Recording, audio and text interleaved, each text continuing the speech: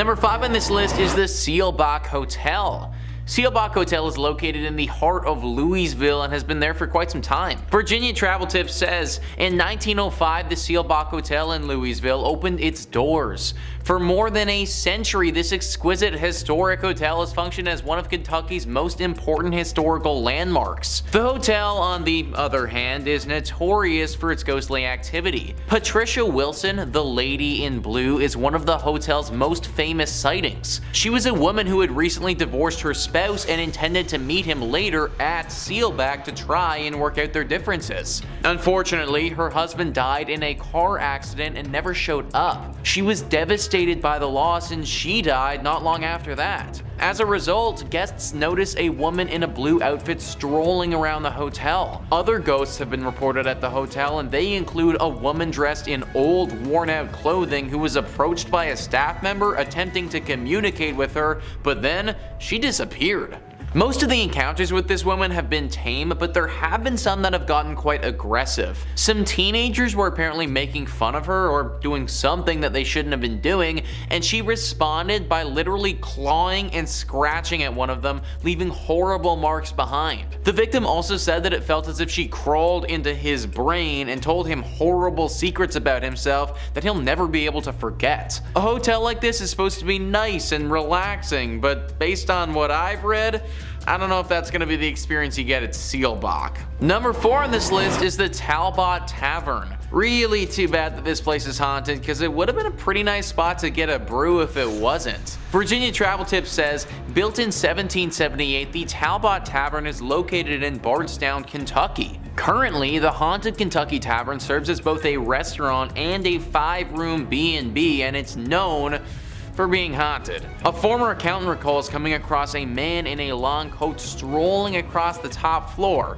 He then turned to face her and began laughing uncontrollably. Another famous hotel resident was the Lady in White, who forced a couple to flee the hotel in the middle of the night since she was hovering over them while sleeping. Many workers and visitors to the residence have related accounts such as orbs floating around the rooms, flashes of lights without cameras being seen, objects moving on their own, and doors opening and closing when no one's in the building. I, for one, am not trying to wake up to a ghost just hovering over me, guys. Honestly, it might give me a heart attack and, well, I'd never wake up again. This place is weird because no one really knows why it's as haunted as it is, but there's no doubt that it's teeming with paranormal energy. Pick a different place to go get a drink if you're in Kentucky. Number 3 on this list is the Kentucky State Penitentiary. We always got to include the creepy jail in one of these lists, guys, and this is Kentucky's. Virginia Travel Tips says, the Kentucky State Penitentiary is situated near the Tennessee border on a sharp bend in the Cumberland River. In the 1800s, a maximum security jail was built there. It is a gorgeous place from afar, but up close, it is a death and ghost machine, according to a local author and paranormal investigator. Thousands of men have been executed in the prison's electric chair, known as Old Sparky. During his death row cell inspections in the late 1980s, a guard had a terrible incident where no one stayed. He was greeted by a prisoner who was reading the Bible. When he returned to his office, he asked about the prisoner's meal, only to discover that no one was in that cell. When he returned to the cell, he discovered that it was empty except for a small Bible on the floor. Yeah, kinda weird. More strange occurrences were recorded around the institution, with many reporting seeing a reflection of an inmate who attempted to shock them. Okay, so honestly guys, I want to take this as seriously as possible, but Old Sparky? Like, imagine dying in a thing called Old Sparky. Like, I think it's meant to electrocute people, but why does the killing chair sound so cute? Kinda sounds like something that you name your dog, not a murder weapon. Anyways, Old Sparky has certainly done its job though, and now the place is super haunted. Most of the prisons we talk about on this channel you can go visit if you like, because they're all typically abandoned. That's not the case with this one though. The Kentucky State Penitentiary is still fully operational and has tons of prisoners in it. Not only do these people have to chill in jail, but it just so happens that their jail is also haunted. Number 2 on this list is Mammoth Cave. So we actually spoke about Mammoth Cave on this channel before in our series about top 5 terrifying caves where evil awaits, so if that interests you, then go check it out. It made that list because it was super haunted, and naturally it has to make this one as well. It is, as you'd expect, located in Kentucky. It is the biggest cave in the state by far, which is why it's named Mammoth Cave. Most of the cave has been unexplored, which is kind of nuts considering we've already seen about 400 miles of it up until this point. This has been an area of interest to people for thousands of years. Back 4,000 years ago, it's believed that people used this cave to bury their dead. This was the first encounter this cavern saw of death, but it definitely wasn't the last. After the War of 1812, these caves were sold off and used as a place to mine salt. The workers of these mines were slaves and oftentimes were worked to death down there. After the salt had been mined, this place functioned as a spot for sick tuberculosis victims to go. Obviously, this created more death in this place and just contributed to what is a very haunted area now. Today, we get an array of ghostly apparitions popping up to people. Ghosts from all the way back 4,000 years ago have been seen, still lingering and clinging onto this cavern. People have seen the visions of slaves calling out for help and ghosts of sickly individuals as well. H.P. Lovecraft, one of the most famous fantasy horror writers, was inspired by this cave. Anything that inspired that guy is probably a spot that you want to avoid. And finally, number 1 on this list is NATA Tunnel. What is it about tunnels that's just so creepy? It feels like there are a few locations in the world that seem to attract paranormal activity, and tunnels are definitely right up there. Virginia Travel Tips says NATA Tunnel, also known as the Gateway to Red River Gorge, is located in Powell County, Kentucky. Works of a 1-lane tunnel on a 2-way road began in 1910 and concluded in 1911. Drills and dynamite were used to rip through the limestone rock during construction, and one worker died while attempting to dissolve a stick of frozen dynamite by placing it next to the fire, which, resulted in the dynamite exploding. As a result, the man's spirit is claimed to haunt the Kentucky Tunnel. Others allege that the location is haunted as a result of a climber who died in this region. These incidents are linked to the mythology of a green orb appearing in front of the tunnel. If you plan to enter the tunnel, keep in mind that it only fits one automobile at a time, therefore check for other car headlights before proceeding. This is one of the coolest haunted places in Kentucky for the sake of it being engulfed in nature. So it may look really cool, but the haunted nature of this spot makes me think that it should be avoided. Man, imagine literally getting blown up by a stick of dynamite. Like, that might actually be the worst. Granted, my dude did stick the dynamite literally right next to a fire, so I feel like he might have brought this one on himself a little bit. I'm not really sure how the climber would have died in this tunnel, but you gotta imagine that he screwed up if he was climbing in a tunnel. Either way, the spot is definitely riddled with these spirits, and they manifest themselves as this glowing green orb. Now, there haven't been too many reports of this thing being super dangerous, but it is definitely creepy to say the least. Locals don't really travel down this pathway for fear of the orb and what it could potentially do to them. Also, on a total side note, I just want to bring up the fact that this is a 1-way tunnel on a 2-lane road. Like, how dangerous is that, guys? What if it's foggy or something and I can't see all the way down the tunnel to the other car? That is literally the dumbest road design I have ever heard of. Maybe the legend was just created by the locals because they know how dangerous this freaking tunnel is. Regardless of what it is, I recommend staying away. Coming in at number 5, we have Hotel Park Central. Located on Central Avenue in Albuquerque, you'll find Hotel Park Central. The original building was constructed in 1924 and served as a hospital. It was then purchased in the 1980s and transformed into a mental health hospital. However, in 2010, a major renovation occurred with a $21 million investment, and it became the luxury hotel that we know today. The hauntings in this building date back to to the time it served as a hospital. Patients would report seeing apparitions, hearing voices, seeing objects move, and feeling the presence of other beings when nobody was there. As well, when it was a mental hospital, it was known by patients and workers that on the top floor on the right wing, there is a ghost of a woman that likes to watch people in the hallways. Patients also reported having their bedsheets pulled off them in the middle of the night. Patients were not the only ones to experience things that couldn't be explained though. Staff of the hospital did too. They would often have the sensation of being watched, as well as hearing something whisper in their ear, the movement of objects, and a general sense of heaviness throughout the buildings. Today, many guests at the hotel report similar paranormal experiences, as many guests report feeling watched and the presence of unseen beings. They have also reported hearing voices and shuffling in the stairwells. Several guests have also seen a female apparition on the third floor wing. A group of paranormal investigators were brought onto the scene of the hotel. The investigators were 3 team members who all experienced unexplained voices and whispering while close to the hotel. They also reported distinct coolness near their bodies and a sense of being watched. After reviewing their evidence, some of these experiences were captured on digital voice recorders. They also carried out the flashlight technique, an attempt at communication with the spirit that involves the answering of questions through the turning on and off of the flashlight.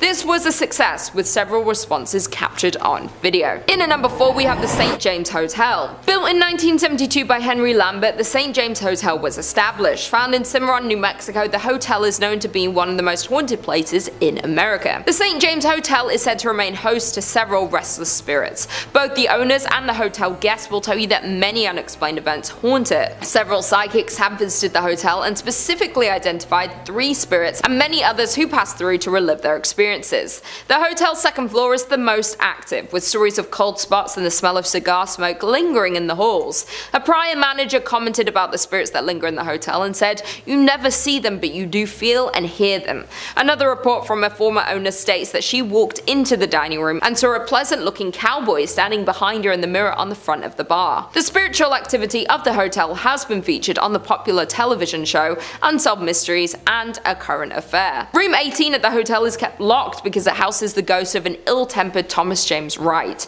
who lost his life at his door just after winning the rights to the hotel in a poker game. Having been injured from behind, Wright continued into the room and slowly met the end of his life. Because of the tragic accident that happened in room 18, it is known as one of the scariest and most haunted rooms. This can be seen with one former owner who said she was pushed down while in the room, and on another occasion saw a ball of angry orange light floating in the upper corner. The staff considers the room to be the most haunted, and people are rarely allowed to enter this room, much less sleep in it. Rumors abound that when the room was rented, several mysterious deaths occurred there. Other unknown entities are also said to roam the hotel, creating a host of paranormal activities. Staff report that items constantly fall off walls and shelves, and electrical equipment at the front desk behaves unpredictably. Others have reported cold spots throughout the historic inn, lights that seemingly turn on by themselves, feelings of being watched by unseen eyes, and cameras that cease to work inside the hotel, strangely returning to normal after leaving St. James. In at number 3 we have Kimo Theater. Built in 1927, this grand palace of a theater certainly is a masterpiece of Pablo Deco fused with Art Deco.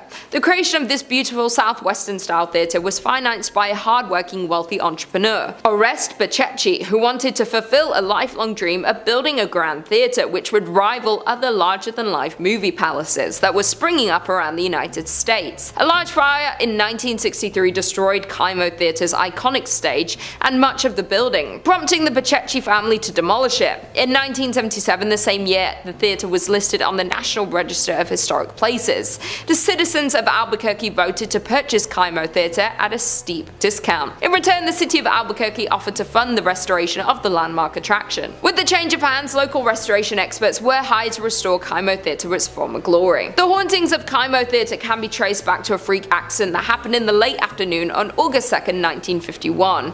Back then, hundreds of moviegoers were in Kimo Theater to catch the latest films. Without warning, a water heater located in the theater's lobby exploded, sending scalding hot steam and plaster into the air. A total of 8 people were injured in the accident, including one person losing their life, Bobby Darnell. Since then, the theater is said to be haunted by the ghost of Bobby. Performers and staff of Kimo Theater have all reported strange and unexplainable activities happening in the theater. In particular, donuts placed backstage for performers would often go missing. To appease appease the spirit of Bobby, an altar was erected beneath the stairs to the dressing rooms. Toys, sweets and donuts would be placed before every major performance to ensure the success of each show. Those who didn't would face a disastrous performance. Kimo Theater's technical manager Dennis Potter recounted an incident in December 1986 when the donuts were removed by Andrew Shear, director of A Christmas Carol, just minutes before the first show. It did not take long before the disaster occurred. Electrical cables fell, lights exploded, doors on the set opened without warning, and performers had forgotten their lines. After the end of the disastrous show, the donuts were promptly replaced and the next show went off without a hiccup. However, an interview with Andrew contradicted the Potter's story, with the former claiming that the donuts were never removed or replaced. Apart from the unexplainable disruptions, staff working at Kimo Theater have also reported seeing the ghost of Bobby, dressed in a striped shirt and blue pants. The ghost of Bobby is often seen loitering on the lobby staircase looking for the next victim of his harmless shenanigans. In at number 2 we have La Fonda Hotel. Standing in Santa Fe, New Mexico, there is the historic La Fonda Hotel. Over the years the hotel was destroyed and rebuilt several times over. In 1821, when Captain William Becknell blazed the path of what would become known as the Santa Fe Trail, he stayed at a La Fonda where the trail terminated at the town central plaza. As more and more pioneers traveled the Santa Fe Trail, the La Fonda became a popular destination for trappers, traders, mountain men, soldiers, politicians, and the like. The current La Fonda was built in 1922 on the site of the previous inns. In 1925, it was acquired by the Atchison, Topeka Santa Fe Railroad, which leased it to Fred Harvey. For more than 40 years, from 1926 to 1968, La Fonda was one of the famous Harvey houses, a renowned chain of fine hotels. Today, the La Fonda Hotel is said to host not only travelers visiting Santa Fe, but also several ghosts. Some people believe that the Honorable Judge Slough continues to walk its hallways. However, more often reported is the ghost of the distraught salesman who jumped into the well after losing all of his company's money. The hotel's dining room, called the La Plazuela, is situated directly over the old well, and both guests and staff alike have reported the sight of a ghostly figure that walks to the center of the room, then seemingly jumps into the floor and disappears. Other reported phenomena include a ghost that haunts the Santa Fe room, as well as a spirit that walks the hallways near the La Terraza, a restaurant located on the east side of the hotel's third floor. In the 1970s, a ghost reportedly called the front desk to complain that someone was walking up and down the hallway in front of his room. When an employee was sent to investigate, he saw a tall man in a long black coat disappear into a stairwell. However, when he followed him to the stairs, there was no sign of the mysterious visitor. And finally, in at number 1 we have the Luna Mansion. The Luna Mansion in Los Lunas, New Mexico is known for one thing, and it's its ghost stories. Over the years, the Luna Mansion in Los Lunas has gained a reputation as being haunted. Guests and staff alike have shared stories of unexplained activity, which some chalk up to the paranormal. Over the years, the mansion changed hands several times before it was purchased and renovated as a fine dining establishment in the 1970s. It was then that the ghost of Josephina began to appear. Perhaps she didn't like the renovations, or maybe she just wants to stick around to make sure they were doing a good job on the home that she had spent so many years looking after. Dressed in 1920s period clothing, she had been described by employees as appearing very real. Most often she is seen in 2 former bedrooms on the second floor, an attic, storeroom, and at the top of the stairs leading to the second floor bar. At the top of the stairs sits an old rocking chair, which she has often been seen sitting in and rocking slowly. On one occasion, when an employee approached the ghost, she simply stood up and then slowly vanished. More often she is seen walking up and down the stairs, a habit that has been so commonplace that employees barely notice anymore. Where there's one spirit, others seem to follow, and more ghostly apparitions have been seen at the mansion. One of these is a former servant named Cruz, who was thought to have been a groundskeeper. Most often seen on the main level, he is said to be particularly friendly to women and children and likes to play practical jokes on the employees and patrons. On one occasion, he was seen sitting on a sofa as if waiting to be served. Dressed in vintage attire, the man was relaxing patiently when a waitress asked another staff member why he hadn't been served. However, the response was, "What man?" and when the waitress looked back to the sofa, the vintage spirit faded away. Number 5 on this list is the Thunderbird Youth Academy. The Thunderbird Youth Academy is located in Pryor and is deeply haunted with the ghosts of students who have long passed. Back in 1942, it suffered a horrible tragedy where a lot of the children staying here passed away. Back then it was an orphanage, and it was still years before it would become a military school. It got hit hard with a devastating tornado that the building simply wasn't ready for. Tons of the children who lived there perished due to the storm, and now their ghosts are said to linger here. Stories where people will wake up in their beds and find literally other children lying in them staring directly at them are far too common. These stories also don't even factor in one of the most famous ghosts there, Hector. Hector is a young boy who haunts the 3rd Platoon building. Hector's story is far more graphic than the other children who died. It's not confirmed, but some say that the cook took Hector's life and did it in a fashion that I can't go into detail on YouTube about. Either way, now his spirit forever haunts this building and all of those who reside in it.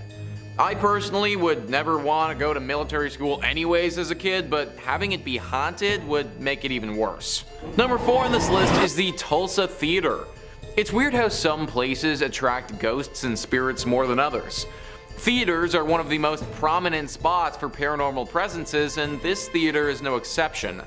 News Oklahoma says, Tulsa Theater, formerly known as Brady Theater, used to be a vaudeville house providing entertainment to audiences. The space went through a lot over the years, including being abandoned and almost destroyed. But after renovations and a name change, the Tulsa Theater reopened. Legend is the space is haunted by an Italian opera singer named Enrico Caruso. Caruso took in the sights around town while in Tulsa to perform.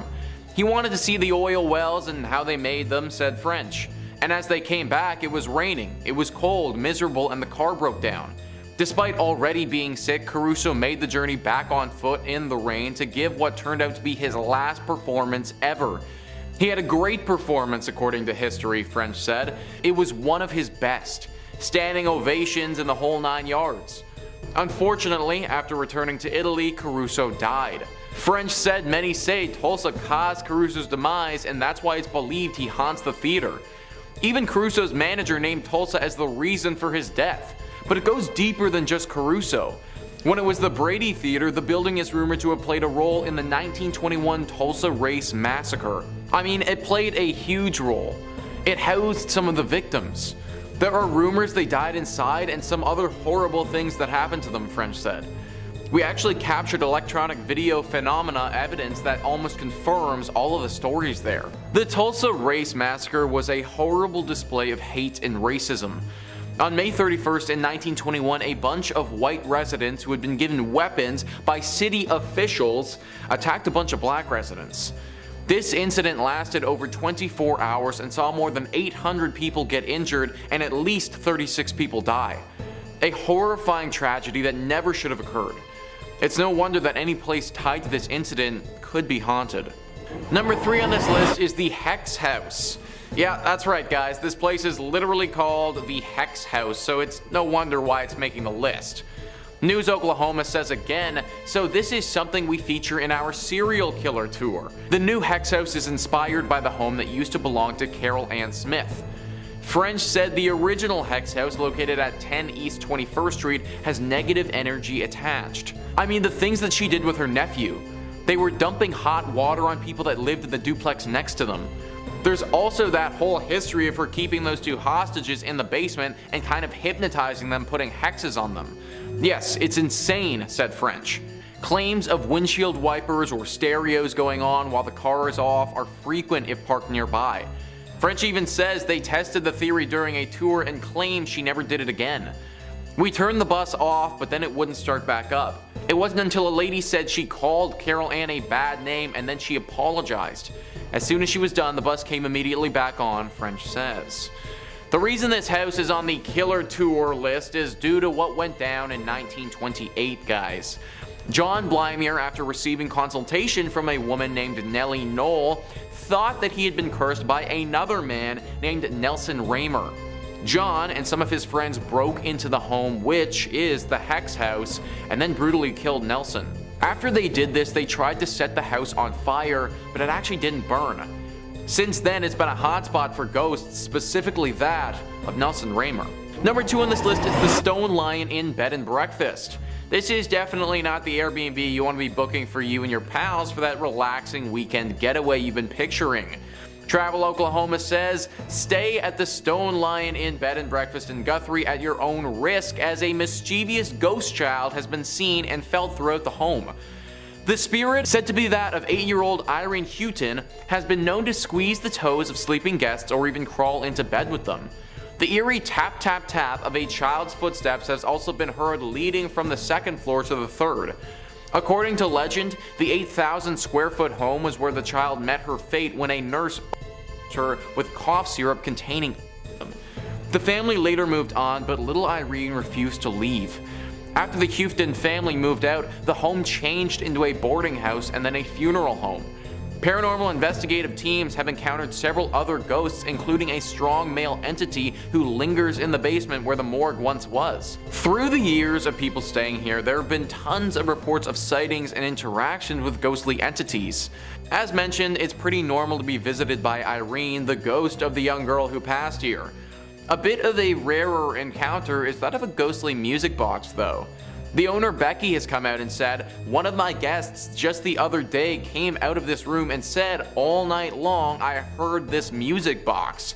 Now it's unclear whether one of the ghosts was playing this music box or if the box just sort of started on its own, but that would definitely be enough to keep me awake if I was that guest. Pictures, videos, and voice recordings have all been captured here by paranormal investigators many times.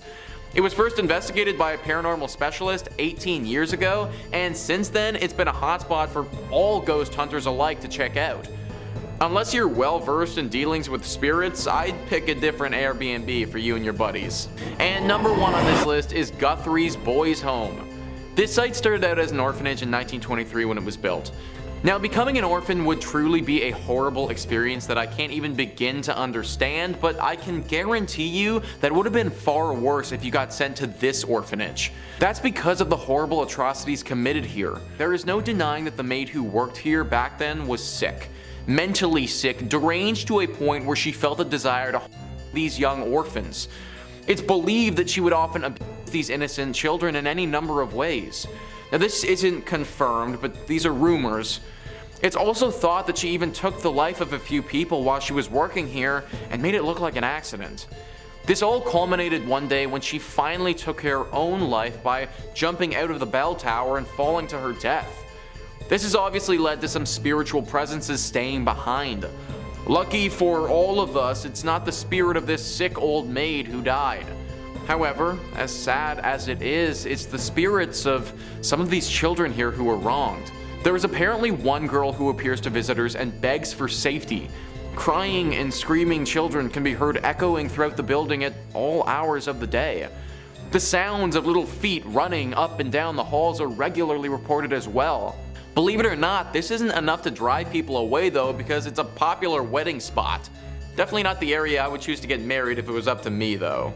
Coming in at number 5, we have Mispa Hotel. Named after the Mispa mine, the hotel was opened in 1905. The hotel is considered a historic beacon of central Nevada's mining boom that came and went and left behind a trail of ghost towns, and is located between Las Vegas and Reno in Tonopah, Nevada, which has a population of around 2,000. Due to it being originally opened at the height of Tonopah's silver boom, it hosted celebrities and wealthy investors. The famous celebrities that have been linked to the hotel are Howard Hughes, Jack Dempsey, and Wyatt Earp. Additionally, at the time it was the tallest building in Nevada and was one of the first luxury hotels in the state. At the time that it was built, it was heralded as a sign of Tonopah's prosperity, as it was displayed on newspaper headlines, proudly displayed in the Mispa during the area. However, over time several accidents and crimes took place on the hotel grounds, making the hotel need to close and reopen several times, most recently in 2011 after being closed and boarded up for 10 years. The hotel is considered haunted and is known for the story of the Lady in Red. The Lady in Red was a high-class adult worker who lived in the top floor of the Mispa. She sadly lost her life at the hands of a man in the hotel by her lover. Her lover wanted her to give up her work for him, though she did not want to do that. Due to the disagreement, she sadly met her fate in the hotel. The room where paranormal activity is most active would be the room where she lost her life, and it's considered the Lady in Red's room. And it is the very room you can now book and stay in on the top floor. There have been reports from guests and staff of the Lady in Red being seen riding the elevator, while other reports of hearing her whisper in the guests and staff ears. Additionally, she is known to leave pearls in the bed of guests that she is fond of. That being said, the Lady in Red is not the only spirit that haunts the hotel. hotel, as there is a nameless soldier who died in the hotel, and unfortunately they never were able to be identified. It has been reported that the soldier haunts the 3rd and 4th floors. Guests have also reported of a force tugging at the back of their shirts and unexplained giggling, while others report the inability to sleep because they felt as if someone was standing next to the bed watching them all night. The Mispa Hotel has been named the most haunted hotel in America, and for a good reason. In at number 4 we have Goldfield Hotel. Located in Goldfield, Nevada, you'll find the Goldfield Hotel. The hotel opened in 1902 and formed a large crowd of visitors and guests in its early years of operation. In its early years, the Goldfield Hotel was visited by politicians, bankers, and gunslingers. Built in the heart of the town, the Goldfield Hotel was one of the most sought out buildings in Goldfield and was known as the finest hotel between San Francisco and Denver. The man behind the hotel was George Wingfield, a successful and wealthy banker, mining magnate, and joint owner of the booming Goldfield Consolidated Mines Company. However, as with many boom towns, Goldfield's mines eventually dried up, causing the population and stream of hotel guests began to dwindle. The hotel went through a series of owners, from private owners to the US Army during World War II, and now is owned by Red Roberts' son. The Goldfield Hotel was once the most spectacular hotel in the state of Nevada, but today operates under a different notion as one of the most haunted places in Nevada, if not the entire United States. The most known ghost story is of a woman named Elizabeth, who was speculated to be George Wingfield's mistress. Elizabeth became pregnant with Wingfield's child, and to protect his marriage, George paid her to stay away, though he grew fearful that he would get exposed for cheating on his wife. Therefore, George ultimately locked her in room 109 throughout her entire pregnancy. Wingfield fed her food and water to keep her alive until the child was born, but then Elizabeth disappeared altogether and was never to be seen again. Many guests touring the Goldfield Hotel have claimed to see Elizabeth's ghost, and some even claim to hear crying, notably calling out for her child. George's ghost is also said to haunt the hotel, with guests reporting to the lingering smell of cigars and ashes being left on the floor. Those aren't the only ghosts that haunt the Goldfield Hotel, as other spirits of those who lost their lives on the grounds of Goldfield have been reported to be seen lurking in the halls and lobby of the old hotel. In at number 3 we have Bobby Spring Ranch. Located just outside the glitz of the Las Vegas Strip sits a plot of land that takes visitors to another time and place. That land is known as the haunted Bonny Springs Ranch. Originally built in 1843, the ranch was used as a stopover for the wagon trains going to California. While in 1958 the ranch was renovated and opened to the public as a tourist attraction with stables, a restaurant, and a petting zoo. Later a functioning saloon, shops, wax museum, wedding chapel, and replica schoolhouse were added to the ranch. There is not only one ghost that roams the ranch, as it's known there are multiple spirits that reside at the Bobby Springs, but one of Bonny Spring Ranch's most commonly cited ghosts is that of a little girl. Her spirit is mostly sighted playing in and around the town schoolhouse before suddenly disappearing. The nearby merry-go-round has also been known to turn on its own unexplainably, where many believe it could be the spirit of the little girl playing on the ride. Another active area of Bonny Springs Ranch for paranormal activity is the Wax Figure Museum. This small tunnel-like maze leads guests through a creepy history display, which literally comes to life for some. Many have claimed to witness these wax figurines move on their own and appear as though they are inhaling breath. The ranch's management even had to allegedly nail the displays down as they were moving out of position so frequently. The final and most evil of Bonny Springs Ranch's hauntings are found within the Opera House. It is here that a darker, more negative energy is present. The spirit takes the form of a dark shadow figure that follows people through the area and has even been captured in photographs, disturbing the EVPs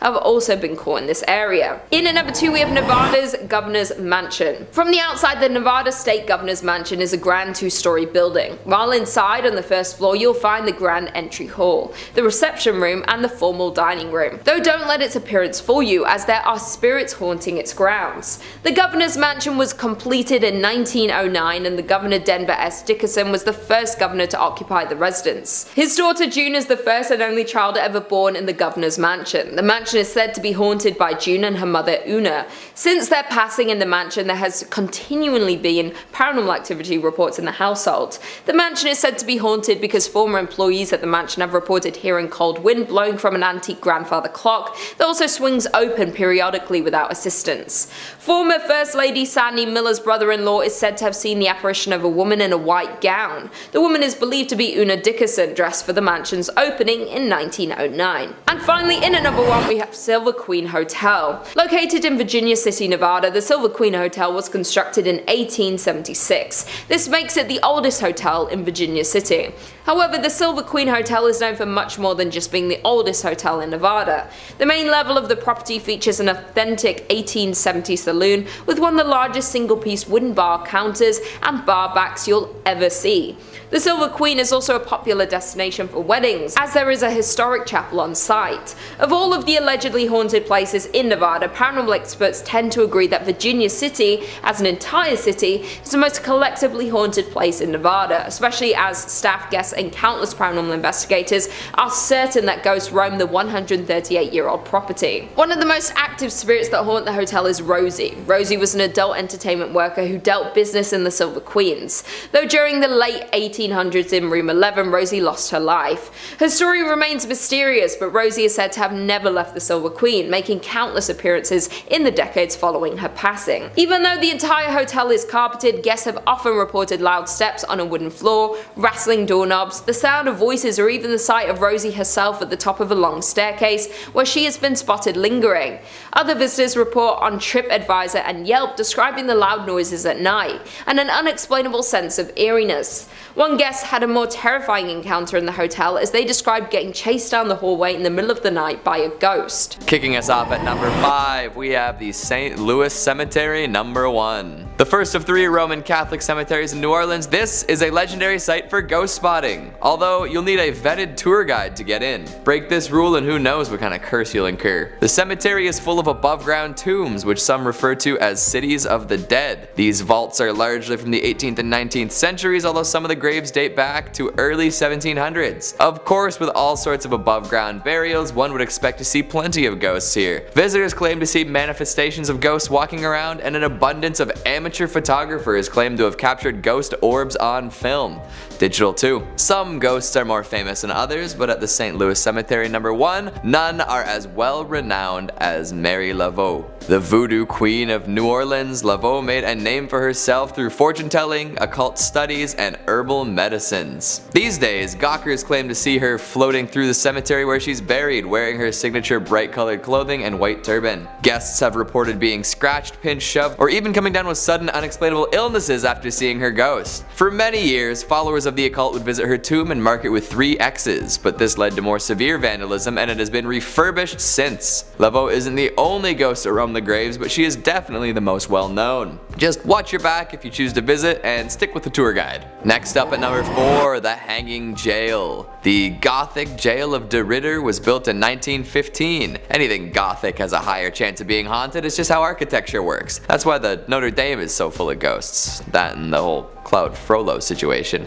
Spirit appreciators in the know believe that the jail is haunted by 2 men hung for the slaying of a taxi driver. Joe Genna and Moulton Brasseau hired a taxi driver late one night and told him to drive. For reasons still up in the air, they killed him. Not knowing what to do with the body, the 2 men dumped it in the old Pickering Mill pond and ran off into the night. Maybe they drove off. I wonder if they took the cab. The body was found and traced back to the 2 would-be on-the-run murderers, and such they were convicted and then hung from the 3rd floor gallows. The interesting thing about the gallows though is that a spiral staircase circles around the noose. So there's a vertigo-inducing set of stairs surrounding the ominously hanging noose. Definitely a ghost creator if I've ever seen one. In addition to this lovely feature, there's also an underground tunnel connecting the jail to the next door courthouse. That is a tunnel you would not want to find yourself in after hours. Who knows what kind of crooked-necked wailing ghosts you find down there. Of course, there are plenty of people who claim to have captured photos of the ill-fated duo along with many other unlucky lawbreakers. Just remember kids, if you want to be a ghost, constantly do things that you'll regret. That way, you'll have all sorts of reasons to stick around for the afterlife. Coming in at number 3, we have the Dai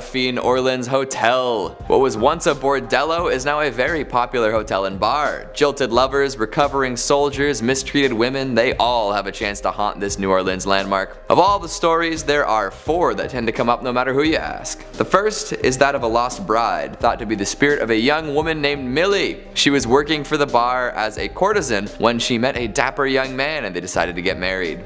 However, on the morning of the wedding, Millie's groom-to-be was shot dead in a gambling dispute. Distraught, Millie waited for days for her fiancé to show up and never took her wedding dress off. For years, she would wear the white dress around the bar, hoping that someday he would show up.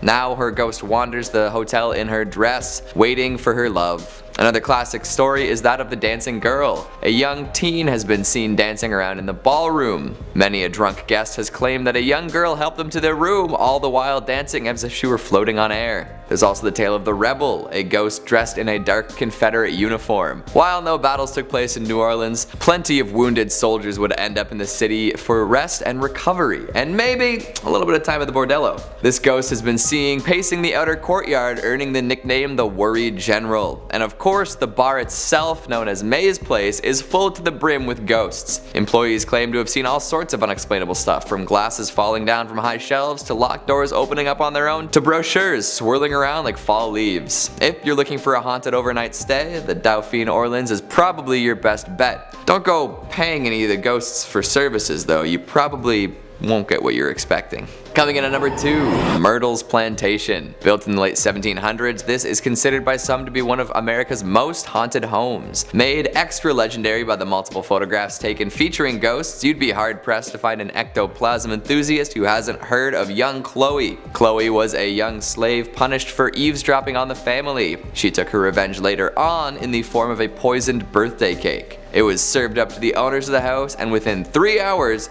3 people were dead. Apparently that wasn't enough revenge for one lifetime though, as Chloe is still said to haunt the plantation. 2 different pictures have been taken with apparent ghostly qualities to them. One is a photo of the facade of the house, and if you look carefully in the corner, a ghostly visage can be seen. Another is of 2 tourists taking a selfie in front of a window, and Chloe can be seen peering out from in front of the curtains. While famous, some folks claim that they could be doctored. What do you think? After the Chloe incident, many later owners suffered death and murder tragedies while living at the house. Their ghosts have also been seen roaming the grounds. These days, most of the scary stuff is directly ghost related, so I don't know if it's still dangerous or just a spooky tourist attraction. Maybe the spirits like the attention they're getting from the public and would rather not kill anyone else. And finally at number 1, the Lalaurie Mansion. Back in the 1830s, the Lalaurie family was extremely well-to-do, especially Delphine Lalaurie. She was a well-respected member of society and known for throwing lavish parties. All was well and everyone had their fun until disaster struck. A fire swept through the building, burning much of it to the ground. Among the rubble, firefighters found the bodies of chained and tortured slaves in a hidden chamber. It appears that Delphine would perform unnecessary surgery on these poor helpless folks too. By the time all this was figured out, the Lalauries had fled the country, never to be seen again. With no way for justice to be served, the souls of the people held here remained, looking for revenge. Pretty much all future owners of the property quickly left after moving in. The ghosts haunting the walls are pretty aggressive too, with many people reporting bizarre physical assaults by forces unseen. Today, ghost hunters say that it's the most haunted house in the French Quarter. Historians dispute this, but that's not going to stop the phantom fans from traveling to the haunted mansion. Coming in at number 5, we have Terrace Inn.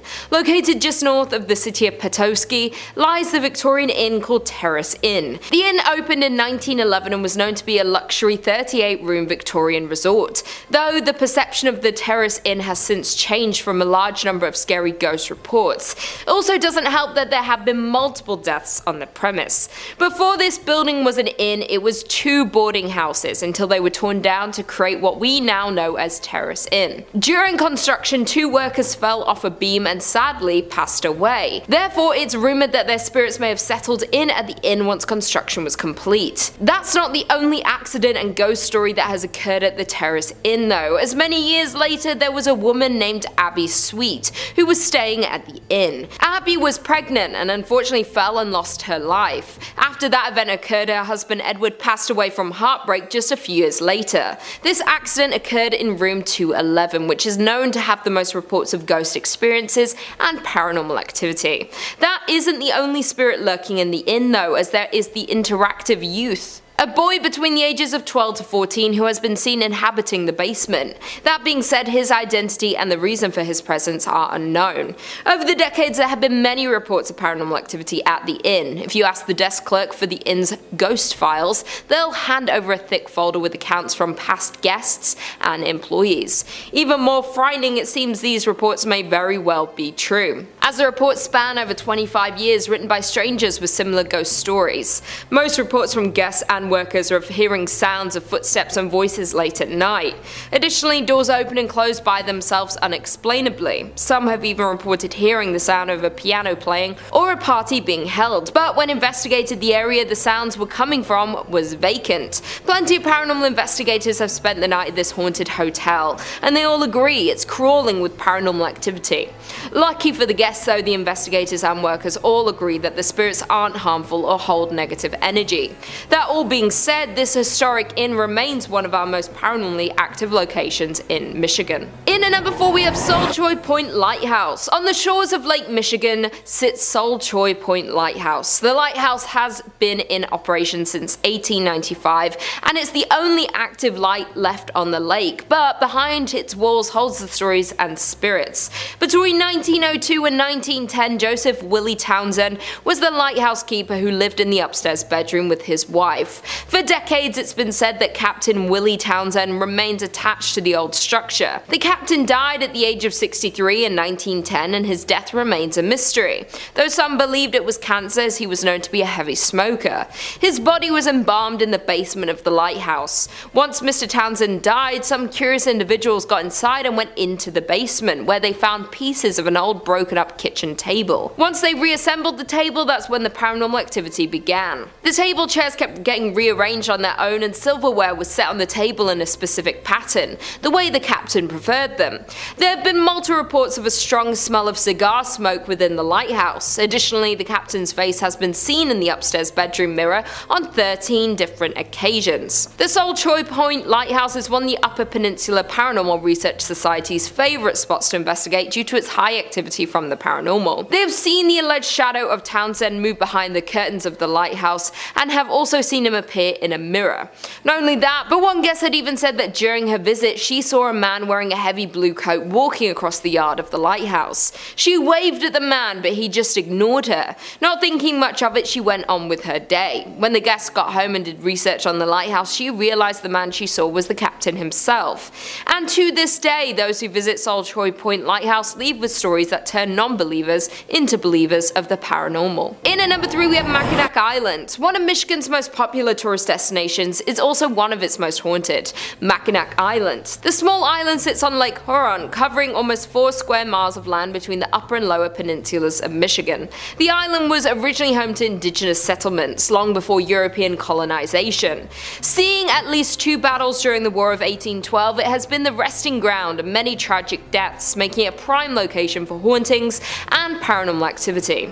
In a part of the island you will find the Grand Hotel. The area first served as a missionary school, but today it's known as a luxury hotel.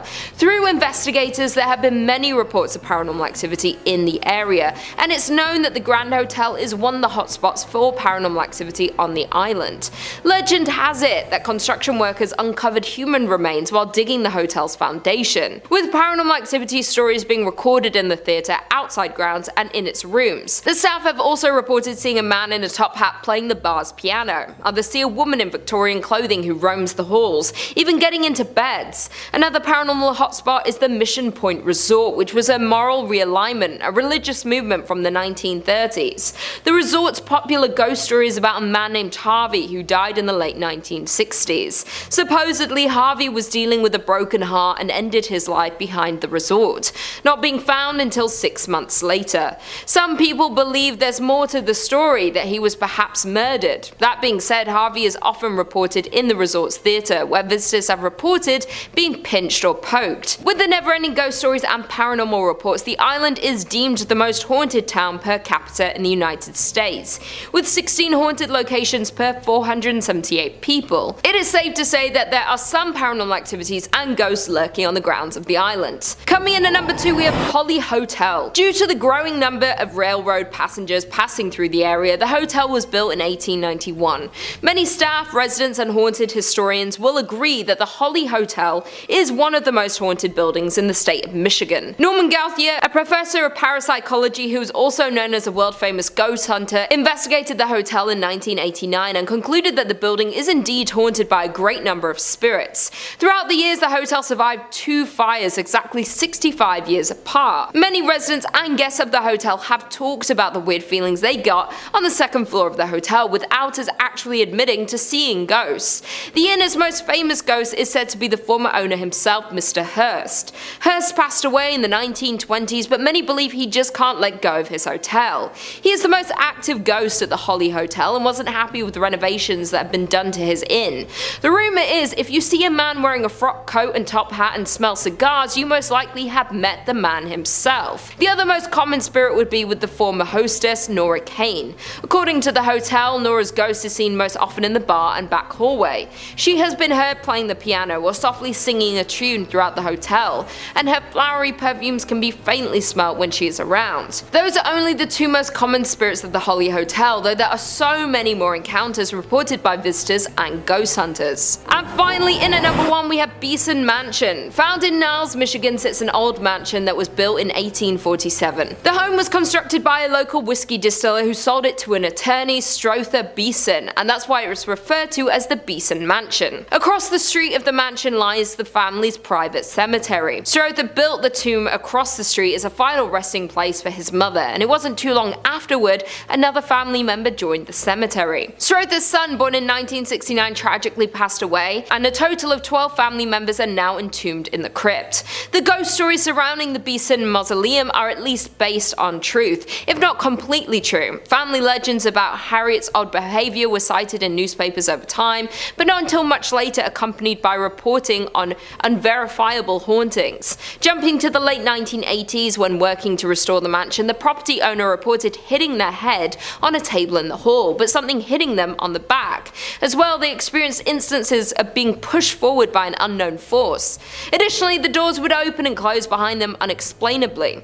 The renovated mansion is vacant now, but no one dares to buy it due to the many cases of hauntings and paranormal activity. Number 5 on this list is the Molly Brown House. If you live in Denver, then there is no way that you aren't familiar with this haunted place. Thrillist says you've no doubt heard of the Molly Brown House and likely passed it on the street once or twice too. Molly Brown was a notable member of Denver's elite and perhaps known best for being a Titanic survivor, and despite allegedly living a relatively happy life, visitors to the museum and staff have reported quite a bit of strange happenings. Some have smelled what's believed to be husband J.J. Brown's pipe, or have witnessed lights off and on the fritz, and staff have reported furniture being seemingly rearranged. Sometimes figures can even be seen roaming the house. A visit is worth it alone for the history, but the potential for getting a bit spooked or walking into a cold spot is definitely an added bonus. We once again have one of those locations where no one has any idea why it's haunted, it just is. Maybe it's the connection to the Titanic that has got this place acting funky. Obviously, that was a very unnatural occurrence and took the lives of tons of people in a very sad way. So I could believe that the Titanic and the survivor of the Titanic plays some role into why this place is haunted the way that it is. Good news is that this isn't the worst haunting that you can run into. Like, yes, you will get a little scared for sure. You might smell something funny, or have a ghost pull something on you, or even maybe have small valuables go missing. But ultimately, you probably shouldn't be dragged to the underworld here by some shadow demon or anything like that. So I guess if you were to visit any place on this list, then this one wouldn't be the worst. Just be prepared for what's coming, because if you aren't, then it could leave you with some serious mental trauma. Number 4 on this list is Phantom Canyon Road. You need to be very careful on this road because there is a good chance you could suffer a serious crash if you aren't. Thrillist says a haunted road is one thing, but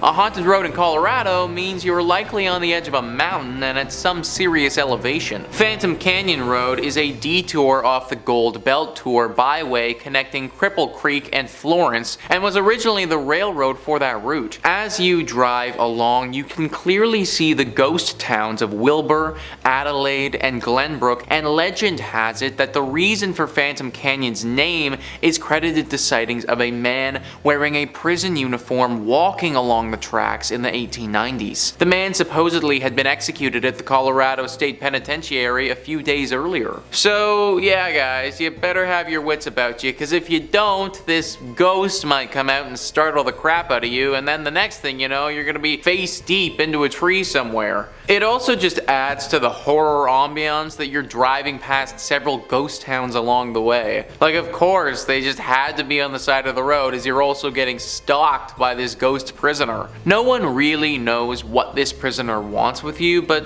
let's face it, I can't imagine it's good. My dude was executed back in the day, so for one, what he did was probably pretty bad to warrant a punishment like that, and then secondly, he literally got executed, and I can only guess that his ghost probably isn't too pleased about that. Y'all need to be especially careful if you're driving down this road, cause at any point this guy could pop out. Number 3 on this list is Central City Masonic Cemetery. Of course we had to have a cemetery on this list. No haunted place list would be complete without at least one of them. Thrillist says, founded as a mining town in the late 1800s, Central City is now known as a destination for those looking to head to the hills for a gambling fix in the casinos that now dot the area. But one thing hasn't changed. The woman in black who twice a year appears in this hilltop cemetery above the town. Known as the Columbine Lady, she comes to visit the grave of John Cameron, a prominent former resident of Central City who died in 1884. Some believe she is his fiancée, appearing to leave flowers for her lost love on November 1st, the anniversary of Cameron's death, and April 5th, a date for which the significance remains a mystery, much like the woman herself. This place is safe to go to if, of course, you do not go during these times. She's been coming for a long time, and anyone who tried to interfere with her has had to pay the price. Now, people kind of suspect that she was in a relationship with John Cameron, but there's also another theory. Many people think that John actually wronged her in his life, and that this woman in black comes twice a year to double check that John is still dead and hasn't come back to life by some means. Pretty scary tale for sure, one that you probably don't want to get involved with. Number 2 on this list is the Broadmore. Located in Colorado Springs, this hotel would be freaking awesome if it wasn't so haunted. Thrillist says this sprawling 5-star hotel has a lot to offer for anyone seeking a relaxing and indulgent getaway. But along with the golf course, spa, and nearby zoo, there's one feature you won't find in any brochure. Staff and guests alike have reported the presence of a woman,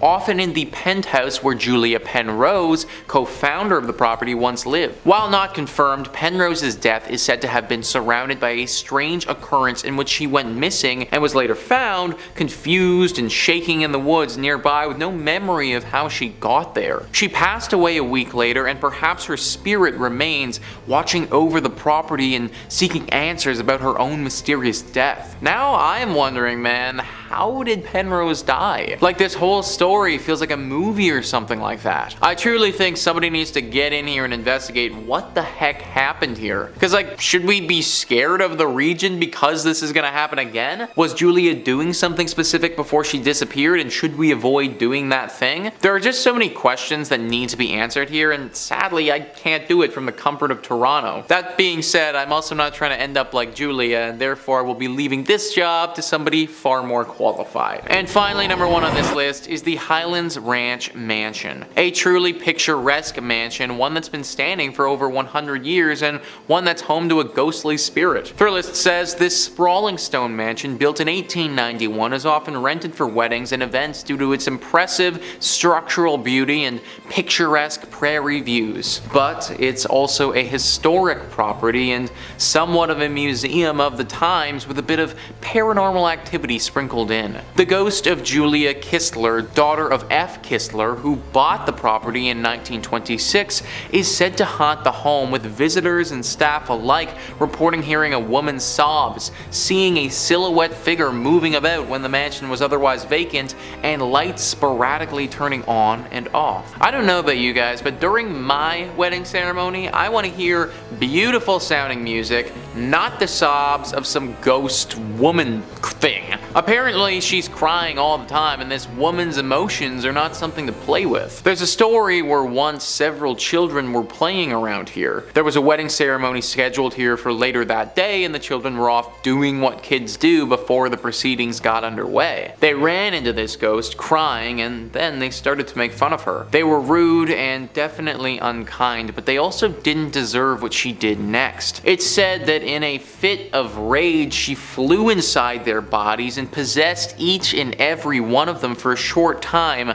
showing them things that were truly terrifying. Things that have ultimately changed those boys' lives and altered their mentality forever. Any ghost that's capable of doing something like that, that's one that I don't want to be around. In at number 5, we have the King Opera House. The King Opera House in Van Buren was built in the late 19th century, but didn't get famous from the shows it hosted or its beautiful interior, but instead the Opera House is noted for its connection to a murder, and there are rumors that it is haunted by the murdered actor. It all began with actor Charles Tolson, who was the owner of the Tolson Stock Company, which was a traveling acting troupe. The troupe had just finished a week of performances at the King Opera House in September 1903, and they were headed out of town to go to another performance. They headed to the train station, and when Tolson made his way to the ticket window, someone called out his name. Dr. William Parman, a well-known local doctor, emerged and shot Tolson with his revolver. Tolson was shot in the hip and the chest, and he was taken to the Fort Smith Hospital, but it was too late, and he died from his injuries. Dr. Parchman's motive for the incident was that he believed his 17-year-old daughter was in love with Tolson, was planning on running away with him, even though Tolson was married and his wife was a member of the acting troupe. Tolson knew Dr. Parchman and his daughter Allie, but there was no proof that he had any intention of eloping with the girl. Parchman was acting based on the information given to him by a vinegar salesman who may have had an interest in the young girl. Parchman was found not guilty of the murder despite there being multiple witnesses. Interestingly, both Allie and the vinegar salesman left town and were not present for the trial. It's said that Tolson's ghost haunts the King Opera House, which was the location of his last performance. Today, the Opera House is a contributing property to the Van Buren Historic District, listed on the National Register of Historic Places. It isn't currently open to the public, but is available to be rented out. In at number 4, we have Toltec Mounds. The Toltec Mounds is a famous historical site in Arkansas and is a National Historic Landmark, one of 4 in the Arkansas State Park system, and this park is the largest and most complex mound site in the state. Arkansas was once the home of a group of people referred to as the Plum Bayou culture by archaeologists and historians. Their existence in the area is a bit of a mystery. These people were not related to the Toltec tribes from Mexico, despite the site's name. The Plum Bayou culture also cannot be traced to any other group of people living in the area when the tribe was active. A total of 18 mounds have been identified in the area, all built between 650 and 1050 AD. One mound stands 49 feet high and another at 39 feet, with many smaller mounds surrounding it. The site was abandoned around 1050 AD, and no remnants of the residents exist outside of the Toltec Mounds. Today, the site is still an active archaeological site in the home of Toltec Mounds Archaeological State Park. As for hauntings at the site, if an entire culture disappearing without a trace isn't creepy enough, many visitors to the site have reported the appearance of lights or orbs near the mounds, seeing ghosts and hearing footsteps around the site at night. Many of these findings have been caught on camera and video, and so many paranormal investigators, ghost hunters, and haunting enthusiasts have confirmed there is activity in the area. Whether it's from the Lost Society or not, we may never know. The mounds are open daily for visitors, with tours available to learn more about the history and hauntings in the area. In at number 3, we have the Allen House. The Allen House was built back in 1905 and was named after the original owner, Joe Lee Allen, where he lived in the home with his family for many years. Although Joe died in 1917, his wife Caddy stayed in the home with the 3 children Laddle, Lonnie, Lee, and Lewis. Sadly, Laddle took his own life in one of the bedrooms by drinking potassium cyanide, and it was unknown for many years for why she did it. After her death, her mother Caddy Allen kept the room completely closed off from the rest of the house. When Caddy passed in 1954, the property was split into rental apartments, and soon after renters moved in, they reported hearing footsteps and moans from the bedroom where Laddle died. In 1985, new owners bought the house and opened the bedroom, and it still contained the bottle of cyanide in a closet. The house changed owners twice, and in 2007, Mark and Rebecca Spencer purchased the Allen House and had a complete paranormal investigation done in 2008 because of the endless unexplainable instances. The investigators recorded over 40 voice phenomena and had their own paranormal experiences throughout their investigation. On August 22, 2009, Laddle's love letters were discovered in the attic floor. Over 90 letters detail her 1948 love affair, which ended with her taking her own life on Christmas night. After the owner Mark had experienced endless amounts of paranormal activity and discovering Laddle's love letters, he wrote a book called A Haunted Love Story. Now Nowadays, the home can be booked for tours explaining the history and the paranormal activity that goes on in the Allen house. During the Halloween season, it's open to the public from 6 to 11 p.m. for tours, and paranormal investigators and ghost lovers flock to hopefully experience Laddle's ghost that haunts the house to this day. In at number 2, we have Clayton House. The Clayton House is a historical treasure, but it's also one of the most haunted places in Arkansas. The home was originally built in 1852 by a man known as Mr. Sutton, and several years later, William Henry Harrison Clayton purchased the house and renovated it, doubling it in size, transforming the style into Victorian Gothic Italianate. Mr. Clayton lived here from 1882 to 1897 with his wife along with their 7 children. The home still has old portraits of William and his wife Florence hanging on the wall, and still had numerous priceless family belongings in the home. William had a twin brother, John K. Clayton, who was a US senator who had been mysteriously assassinated in 1873, and many believe his ghost is one that haunts the Clayton house. The second floor bedroom seems to have the most activity, and staff and visitors have reported hearing footsteps, boots stomping, and doors slamming, along with seeing apparitions. Music and singing have also been heard throughout the house. People who have visited this home have described seeing one ghostly apparition known as the Tall Man, who is dressed in all black, wears a hat, and walks angrily around. Another spirit often seen around the Clayton property is described as the woman in the brown dress. The woman is said to be peaceful and often just stands in one spot quite still. She is believed to be either Mrs. Clayton or possibly a nurse from the time the property was a hospital. The home became abandoned during the Civil War before it transformed into a Union Army hospital. There was a carpenter in 2007 who was doing some repairs on the home and took pictures before it started working, and when the pictures were developed, there was what appeared to be a woman in one of them. The home is now listed on the National Registry of Historic Places and holds tours of the home explaining the history and ghost stories. And finally, in at number 1, we have Crescent Hotel. The Crescent Hotel was built in 1886 and can be found in Eureka Springs. Due to the rich history, it has hundreds of tales of paranormal experiences and ghost sightings. The hotel has previously served as both a private girls' college and a cancer hospital, where Dr. Norman Baker claimed to have the cure for cancer. There are so many stories of ghost sightings, starting in room 218 where Michael, an Irish stonemason, who fell to his death when building the hotel. He's known to hang out in this room and is often seen. Theodora, a cancer patient who is known to be seen fumbling for her keys outside room 419, as well as tidying up for guests when they leave the room. Brecky, who passed away in the hotel, has been seen throughout the hotel, often bouncing a ball. Dr. John Fremont Ellis, the hotel's former in-house doctor in the 19th century, is often seen, or his cherry pipe tobacco is smelled near his former office, which is now room 212. Even the famed hotel cat Morris, who had been buried on the hotel property, is regularly seen and heard. A recurring phenomenon happens at a specific spot on the 3rd floor, where the hotel connects to an annex built onto the hotel when it was a hospital. The area has been said to be a portal to the other side. There have been multiple guests who have grown faint, with a few passing out frequently. Guests turning pale and falling against the wall and then sliding down. Many paranormal investigators believe that limestone has a special ability to absorb and release electromagnetic and psychic energies. Crescent Mountain, the hilltop the hotel sits on, is predominantly limestone. The massive thick stones used for the body of the hotel were also made of limestone, and these factors may contribute to the amount of paranormal activity the hotel guests experience. The Crescent Hotel is dubbed America's Most Haunted Hotel and has been on many TV shows like Ghost Hunters, Ghost Adventures, and Paranormal Witness. There have been an abundance of extraordinary experiences and have attracted the attention of paranormal investigators to study and research the hotel's supernatural activity. The hotel offers daily ghost tours to learn more about the ghost stories, sightings, and the history of the hotel. Coming in at number 5, we have William A. Irvin. During the fall season, the ship has haunted tours with actors, but the ship really is haunted. The haunted ship began in Duluth in 1992.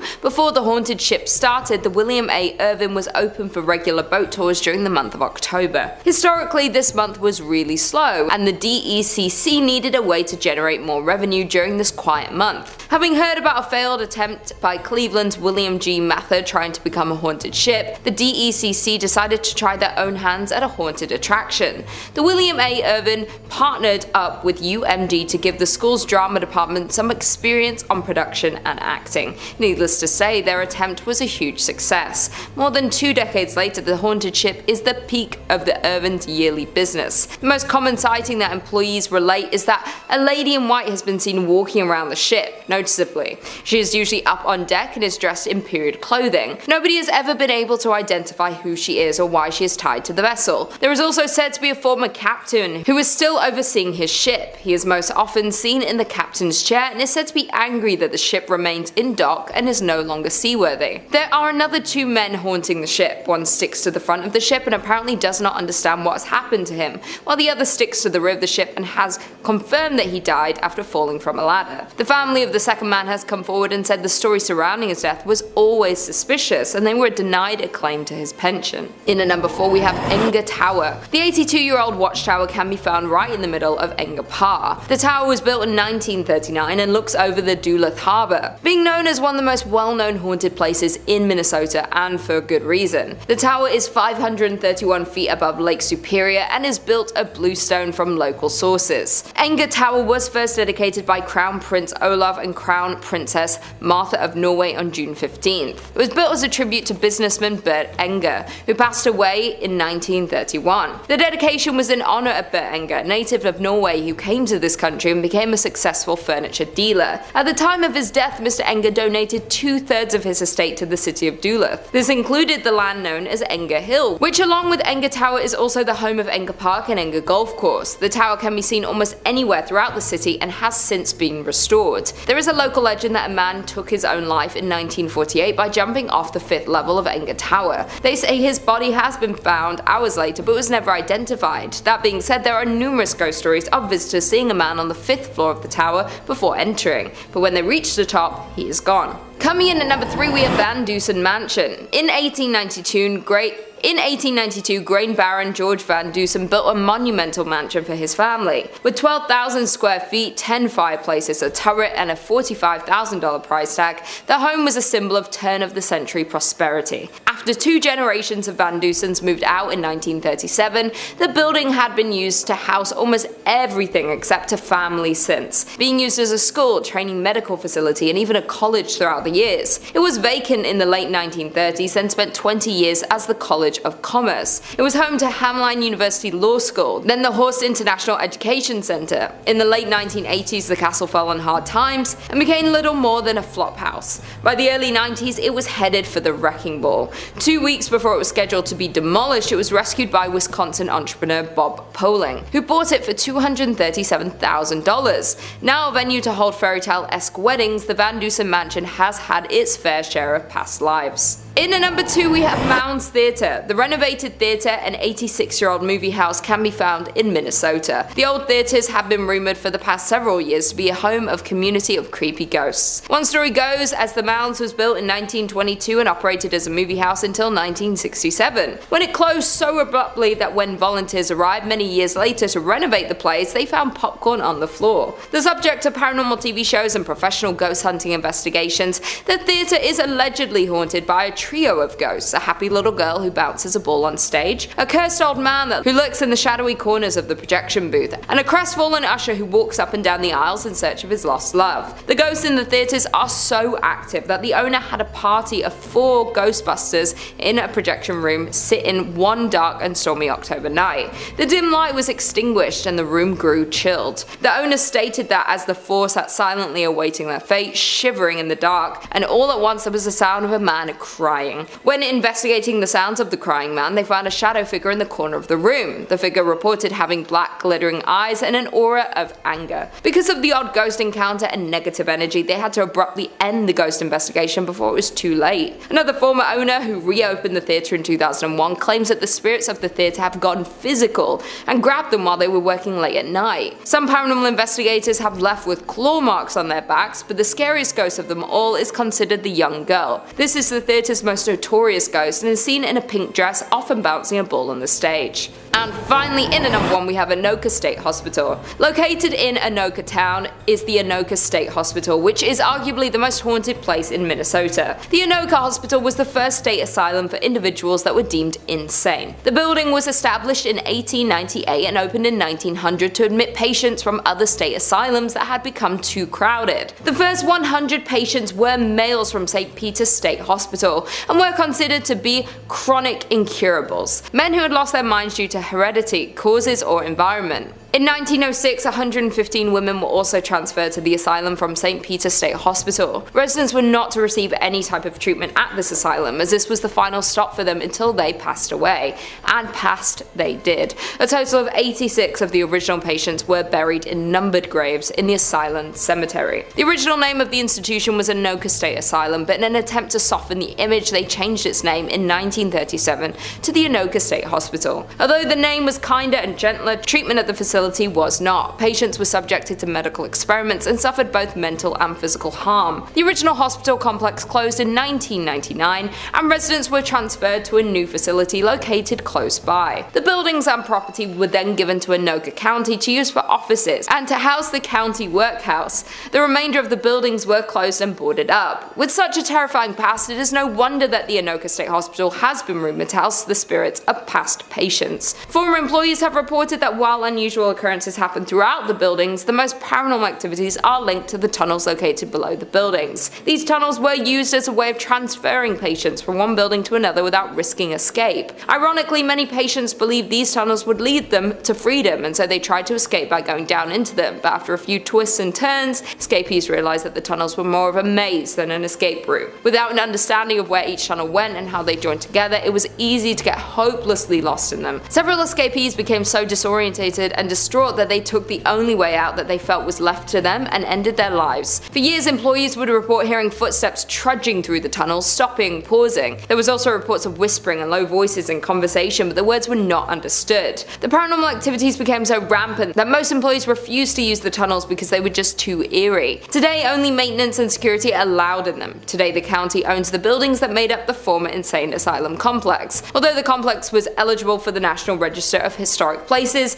it appears that time has passed. The current buildings are in a state of extreme disrepair. Number 5 on this list is the Carolina Inn. This inn has actually been voted one of the most haunted in America by a few different lists. The University of North Carolina says the Carolina Inn was built in 1924 and quickly became a popular hotel for visitors and graduates of the university. In 1948, the Carolina Inn's most long-lasting guests checked in and apparently never left. Dr. William Jacox was a fun-loving man with a witty sense of humor, had recently retired from practicing medicine, and decided to make the Carolina Inn his final home. He lived in room 252 for 17 years before his death in 1965. As shared by the Carolina Inn, guests that have stayed in Jacox's old room report being inexplicably locked out of the suite. One time, the lock was so stubborn that a workman had to use a ladder to break into the room. Visitors have also noticed strange occurrences such as messy bath mats and previously closed curtains being pulled wide open. Some have encountered the smell of freshly cut flowers despite none being in the room, and felt their bodies become strangely cold for no apparent reason. This is only part of the stuff that goes down at this room as well, guys. Some people have reported seeing a poorly dressed man approach them looking for an unlocked door, and then if they show it to him, he runs away screaming. It's thought that this is the ghost of Dr. William Jacox. I don't know why unlocked doors scare this dude so much, but anyone who's gonna spend 17 years in this hotel is probably a bit of a weird dude. Unless you want to deal with a crazy old doctor ghost messing with you all vacation, I'd stay at a different inn. Number 4 on this list is the New Hanover County Library. I don't know why, guys, but something about haunted libraries is just so intriguing to me. Like, it just seems so mystical and mysterious, I guess. This haunted library is located right in Wilmington. There is a woman that haunts this place who's believed to be a patron. Apparently, she used to donate quite generously to this library, and in death doesn't want to leave it behind. She isn't the only ghost that walks the halls here and haunts the books. There's a male poltergeist who makes his presence quite known as well. He apparently died in a duel that happened here many years ago before this land was turned into a library. Nowadays, these two ghosts make it very hard to do any serious learning or studying considering they haunt the place so much. The woman isn't too bad, she just shows up and looks super creepy, but from my reading, she only actually punishes those who cause harm to the library or make fun of it. Those who come here to learn and to read, she leaves them be for the most part. The man, however, is certainly quite the pest. He often messes with those that come here and makes it very difficult for people to accomplish anything. I love libraries, I think that we should all go to them more often, but maybe just not this one specifically. Number 3 on this list is Fort Fisher. Fort Fisher was a critical fort during the American Civil War.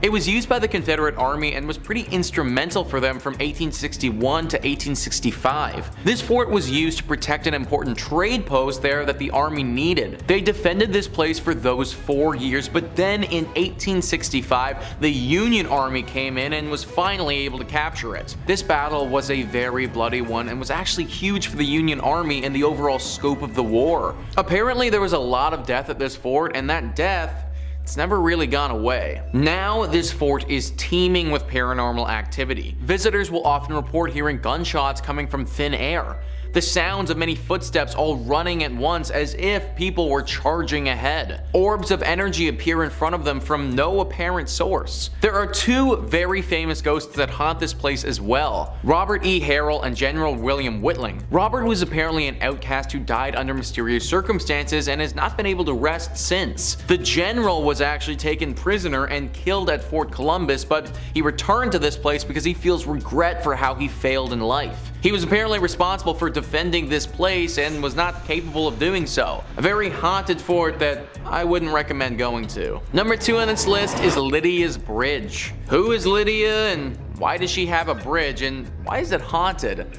Well, Lydia is quite the famous ghost. This is a true ghost.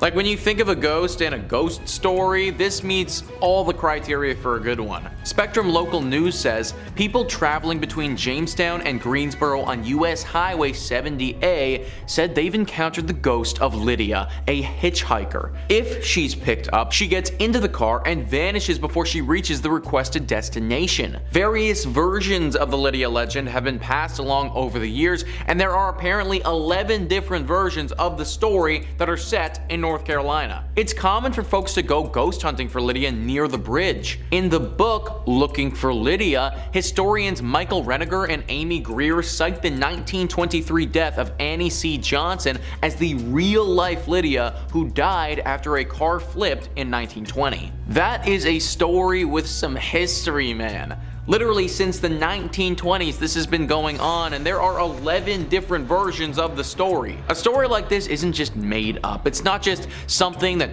one person posted on Creepypasta that became a thing. No, this has been part of the identity of North Carolina for a century. Countless people have picked up this woman and then had her disappear right before their very eyes. Car accidents have happened from people driving this woman and then getting so shocked that they spin off the road when she disappears. Lydia, or Annie, is a real ghost who stalks drivers along this road and especially this bridge. Although she isn't inherently evil in nature, as I said before, accidents have happened when people realize they were just driving a ghost around. I have no idea where Lydia is trying to get to, but trust me, you probably don't want to be the person to take her there. And finally, number 1 on this list is the Devil's Tramping Grounds. This is in reference to a very strange patch of soil in North Carolina. For decades, this circle of dirt has allowed nothing to grow on it at all, whilst the area surrounding it is home to luscious wildlife. The Sun Journal says regional legend maintains that Satan frequents the area on his nightly walks,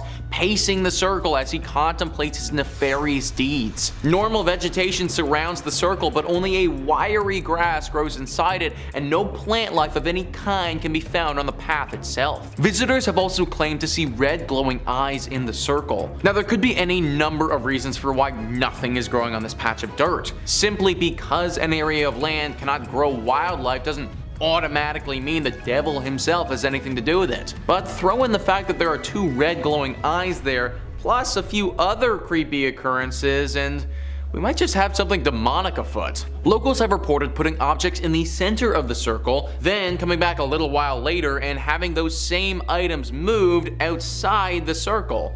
as if someone or something did this deliberately. The thinking is that this circle is a place used by the devil to dance or to perform rituals that we don't understand. Having things inside his circle of death doesn't make for a great dancing spot or sacrificial zone, so those things need to get moved. That's why we see the red eyes in the night and there's an overwhelming sensation of dread in the area. It's the devil doing his devilish things. A daring reporter actually decided to test this theory one evening and slept in the exact spot in a tent. He said that the entire evening he heard the distinct sounds of dancing footprints outside his tent, but couldn't spot anything when he looked out. My dude literally could have been like 1 foot away from the actual devil. No idea how he managed to make it through the entire night, but honestly, solid respect. Either way, this guy's story is an exception, not the norm. I'd avoid this place at all costs, cause if you don't, the devil might actually make you pay for it. And coming in at number 5, we have the Houghton Mansion. Built in the 1890s in North Adams, Massachusetts, for the mayor himself, Albert Charles Houghton. This neoclassical revival-style mansion sits on 172 Church Street. A family man, Albert was the president of Arnold Print Works, a prominent textile factory in North Adams. His wife, Cordelia, daughter Mary, and himself had owned and lived on the property right up until the fatal car accident which took the lives of the family in 1914.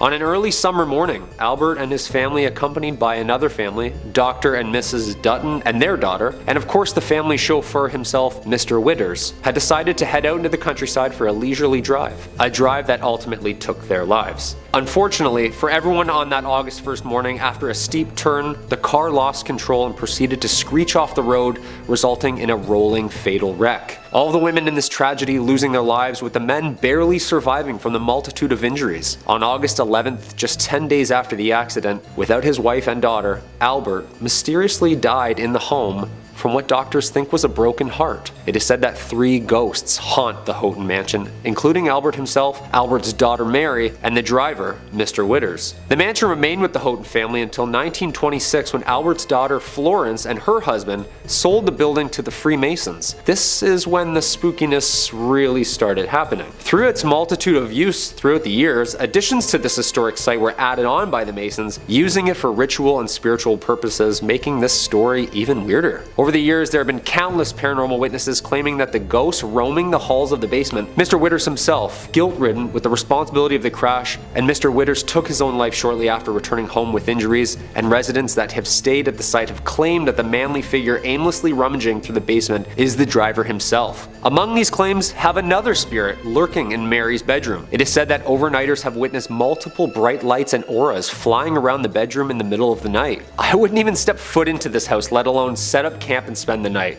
No way. The Houghton Mansion remains a tourist attraction and hotspot for paranormal goers worldwide, and to this day is one of the most haunted and mysterious sites in all of Massachusetts. Number 4.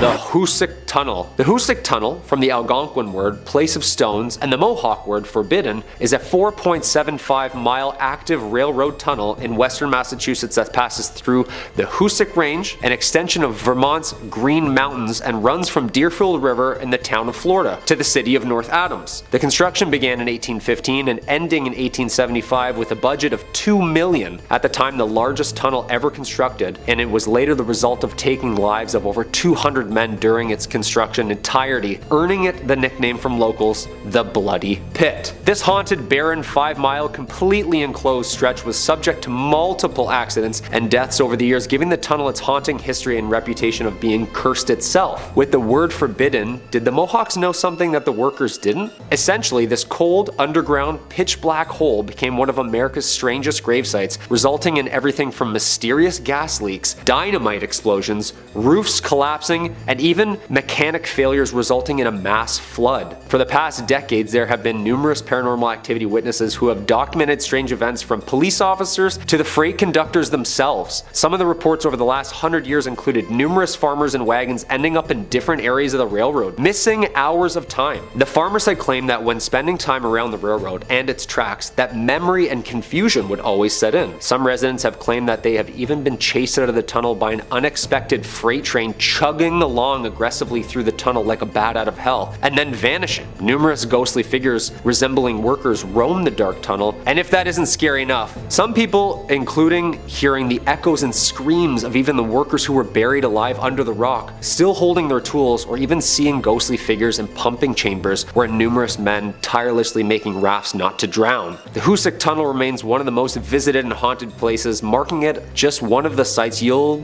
probably never find me at. Just in 2020, the tunnel was yet again subject to a mysterious collapse resulting in months of repair. Yeah, I say stop fixing it and just let it be. Number 3. The USS Salem. Planes, trains, and automobiles. Well, almost. A big boat. The USS Salem, a heavy cruiser built for World War II in 1945, was originally built for action. Its bold, aggressive architecture was one of the last, as it was more of a bluff to its opponents than actually a hero of war. In May 1949, War Departments handed the Salem's helm to Captain J.C. Daniel himself. The ship was built and updated with what was then the latest military tech and weapons, and it was meant to strike fear in whomever or whatever was in her way. Although the ship wasn't used in any action during World War II, it acted as a flagship, training operation, and main purpose as a threat to the naval enemy. It wasn't until the USS Salem had responded to the 1953 Ionian earthquake, or also known as the Great Kefalonia earthquake, as it hit the southern Ionian islands of Greece on August 12th, devastating the entire area. The USS Salem landed on Greek shores and acted as an improvised hospital and morgue, giving it its famous name, the Sea Witch. The ship was decommissioned shortly after its rescue and lays in Boston's harbor as a tourist attraction from all of its dark history. Some of the paranormal activities that arise on the ship include the Burning Man,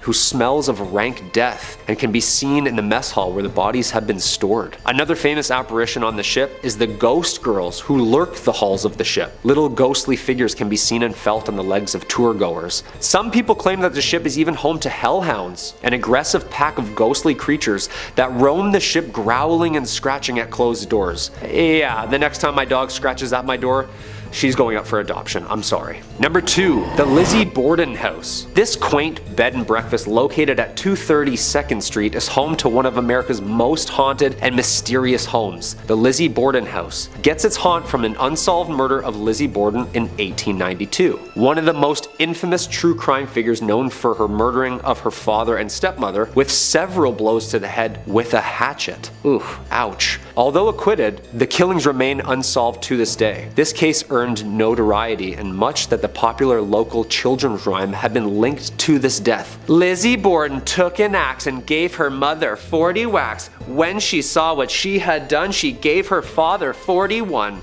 That is horrible. On August 4th, 1892, Lizzie's stepmother of 27 was struck 19 times while her father Andrew was hit 11. Although Lizzie Borden was acquitted and found not guilty, the dark history draws in crowds every night for its nightly tour of the premises. The Lizzie Borden room, the infamous room where all of the murders took place, is the most requested and most popular for paranormal overnighters. And not only can you enjoy a lovely inclusive breakfast to yourself, but the nightly house tour, ghost tour, and ghost hunt attracts fans of horror every night of the year. Yeah, that's terrifying.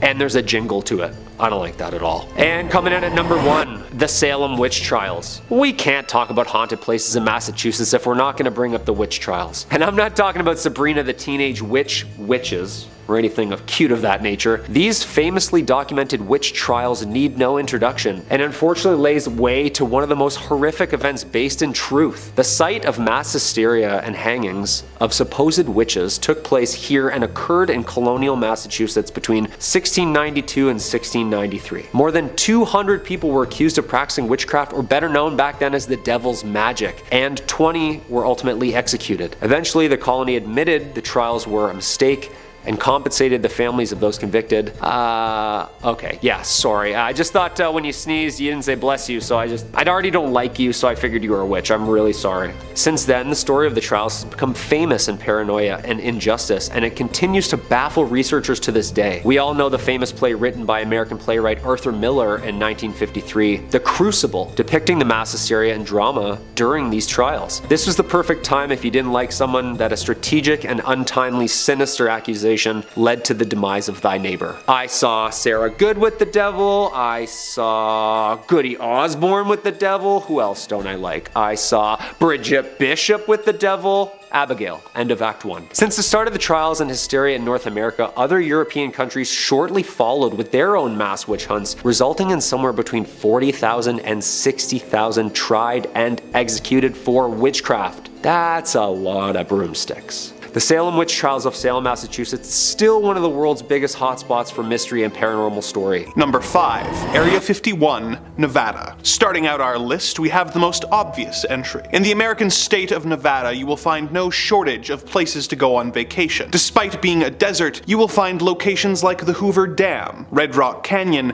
and of course, the various casinos and attractions in Las Vegas. Of course, a location that you will not find yourself getting into is the military base located on the salt flats of Groom Lake, which is colloquially known as Area 51. For years, Area 51 has been the subject of conspiracy theories involving everything from government testing to UFO activity. Adding to its mystique is the fact that the US government wouldn't even officially acknowledge that it existed until 2013. Its official use is apparently the testing of experimental aircraft, but the level of security at the base is extremely high, even for a government base. Employees of Area 51 are flown in on a private airline known as Janet Airlines, with Janet being an acronym that stands for just another non-existent terminal. Some former employees have reported getting paid through private companies that they have no involvement with in order to avoid a paper trail linking them to the base. Some theories about the purpose of Area 51 include it being used to develop energy weapons for the Strategic Defense Initiative, to develop time travel technology, and most infamously, for studying, storing, and reverse engineering the remains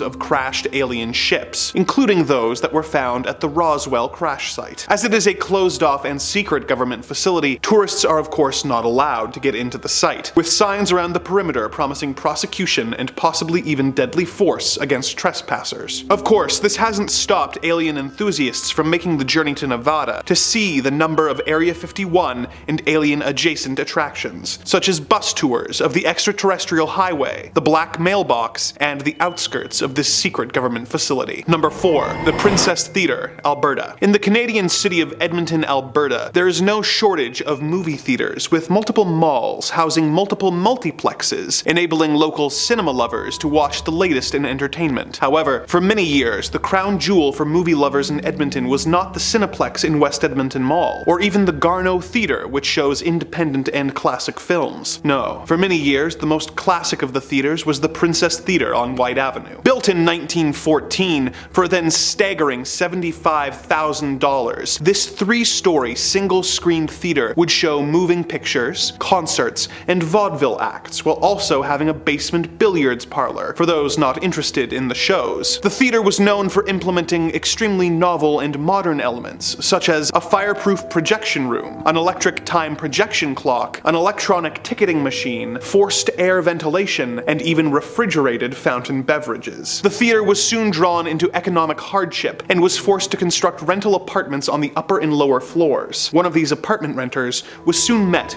with a tragic and disturbing end. According to local legend, an engaged woman lived in one of the upper apartments, but mere days before she was due to be wed, she was scorned by her fiancé. She was found hanging from the rafters while dressed in her wedding dress. In the years that followed, employees and patrons of the princess reported seeing a ghostly woman wearing a white dress who would suddenly appear and disappear, ascending the theater's grand staircase, wandering its ornate gold-leafed halls, or even hovering over the projection room. The princess was a staple for local cinema lovers, as well as fans of the paranormal for decades. But if you were interested in taking in a show or catching a glimpse of the ghostly bride, you may have missed your window, as the theater closed its doors after 108 years of operation in mid-2022. No new owners or plans for the historical theater have been announced, and the doors remained locked to the public, with only the ghosts still residing inside of this historic building. Number 3. Mount Weather Emergency Operations Center, Virginia. In a world that seems to constantly be on the brink of disaster, it is comforting to know that the US government has a safe location where the elite and powerful will be safe from destruction they most likely caused. Such is the purpose of the US Department of Homeland Security operated base located near Bluemont, Virginia. The Mount Weather Emergency Operations Center,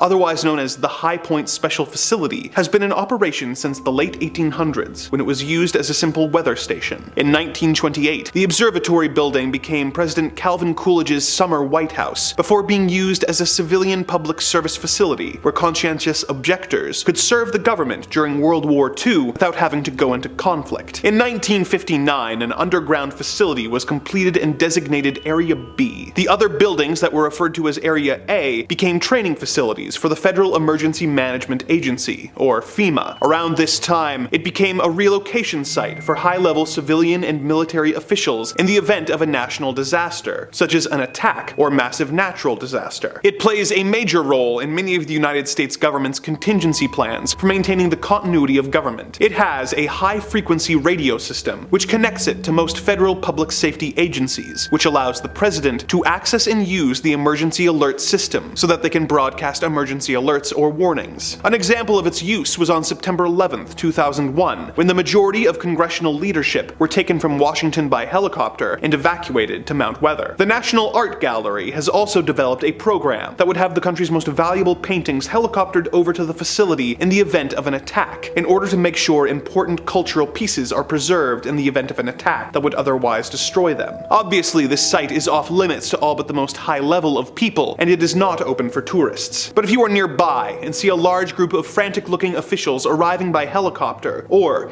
you see a message on TV from the president being broadcast from this facility, be very afraid, as it means that something terrifying and horrible has or is about to occur. Number 2. Boblo Island Amusement Park, Ontario. North America has no shortage of amusement parks for families and thrill seekers alike to visit. The Canadian province of Ontario has several to choose from, including Canada's Wonderland, Great Wolf Lodge, and Splashdown Niagara. One theme park that you won't be able to buy a ticket for, however, is the Boblo Island Amusement Park, located on the island of Bois Blanc, just above the mouth of the Detroit River. The park was opened in 1898 and used a ferry system to service guests from Ontario and Detroit and bring them to the island, where they had a variety of attractions to keep them occupied and having fun. Some of these included the Falling Star, a log flume, a theater, a sky tower, a Ferris wheel, a zoo, a carousel, and a dance hall, financed by Henry Ford himself. It also had 3 roller coasters, the Screamer, the Nightmare, and the Sky Streak. It also had Boblo's scoot boats,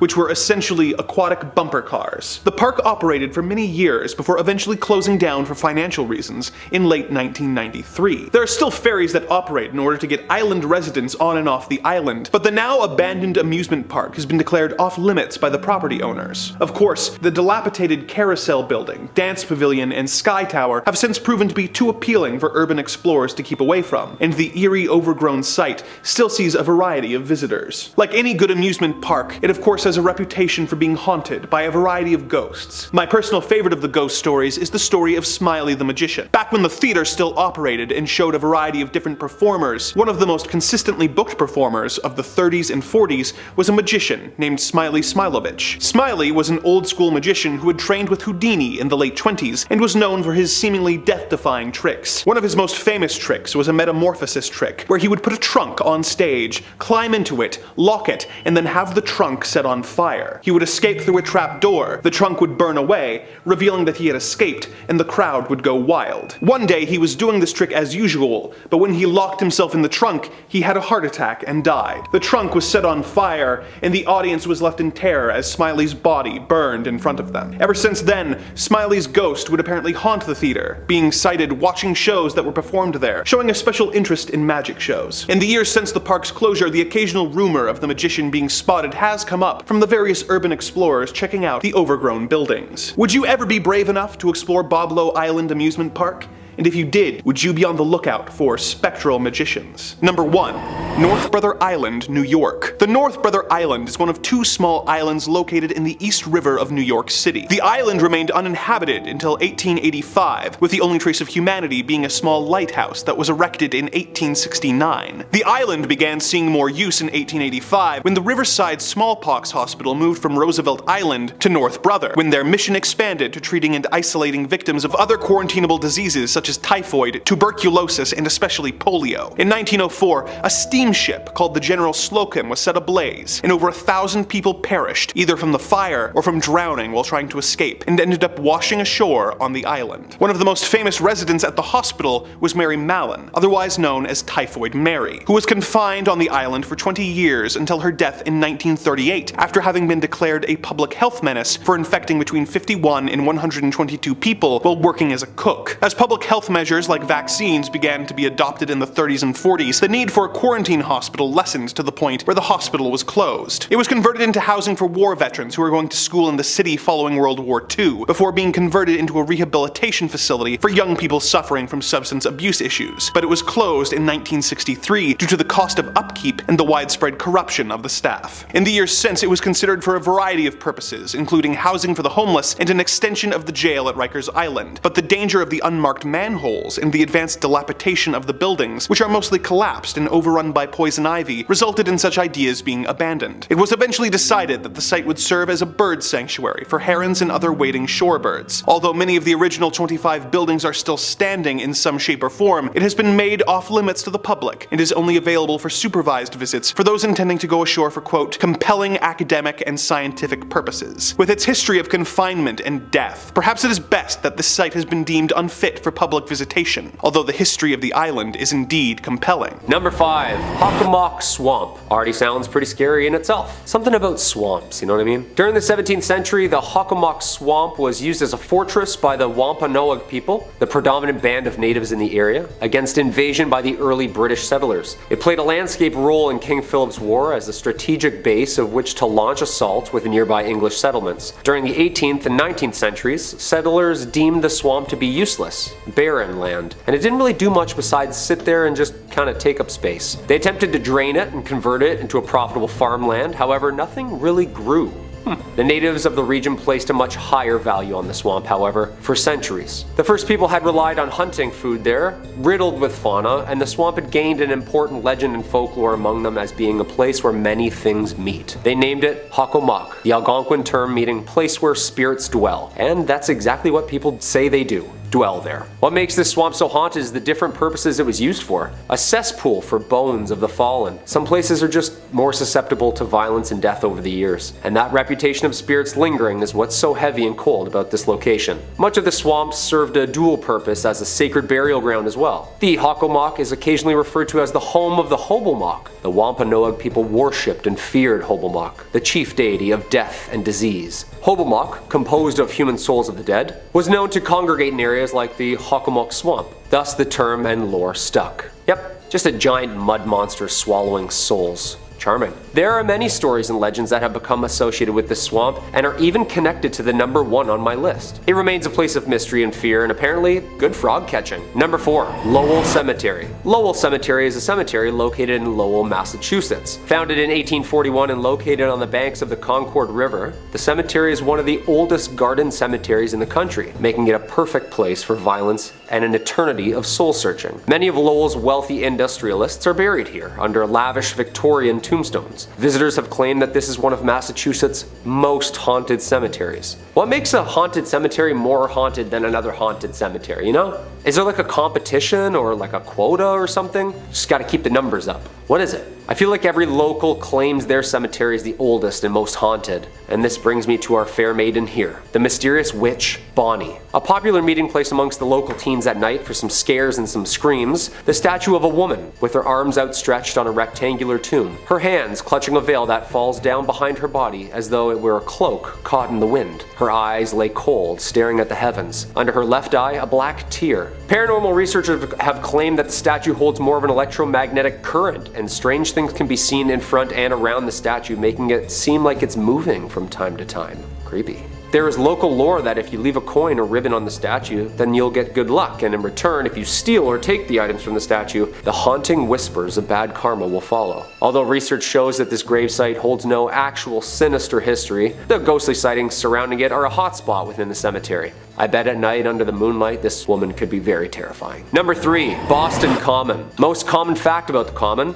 one of the most haunted places in Boston. That rhymed really weird, didn't it? If you're out for a walk and feel the need to brush up on your American history, then you can be sure to either see the ladies by the trees or the Patriot men rushing the battlefront. Well, what's left behind from them at least. The Boston Common had a multi-purpose identity through the centuries. Originally as a farm, and then trading grounds for the British and American military, the Common was used as a camp during the American Revolutionary War. 20 minutes to load these old muskets and a lot of people dying. It was also used for public hangings up until 1817, most of which were from the large oaks, which were eventually all replaced with gallows in 1769. These grounds held weight during the witch trials and made a perfect open concept park that a spectacle could be enjoyed at. These people were sick. This place has seen its fair share of violence. The 350-year-old park is full of graves, ghosts, and gallows. It's almost impossible to know just how many bodies lay underneath the park, like a cesspool of unmarked graves from many different eras. Most buried here were low class, sick, or died in battle. Oh, and of course were hanged in front of the public. This place is home to many dark shadows, cold spots, and the occasional smell of gunpowder. Next time you're in Boston, swing by one of America's oldest and fullest cemeteries and see if you can see anything for yourself. Number 2,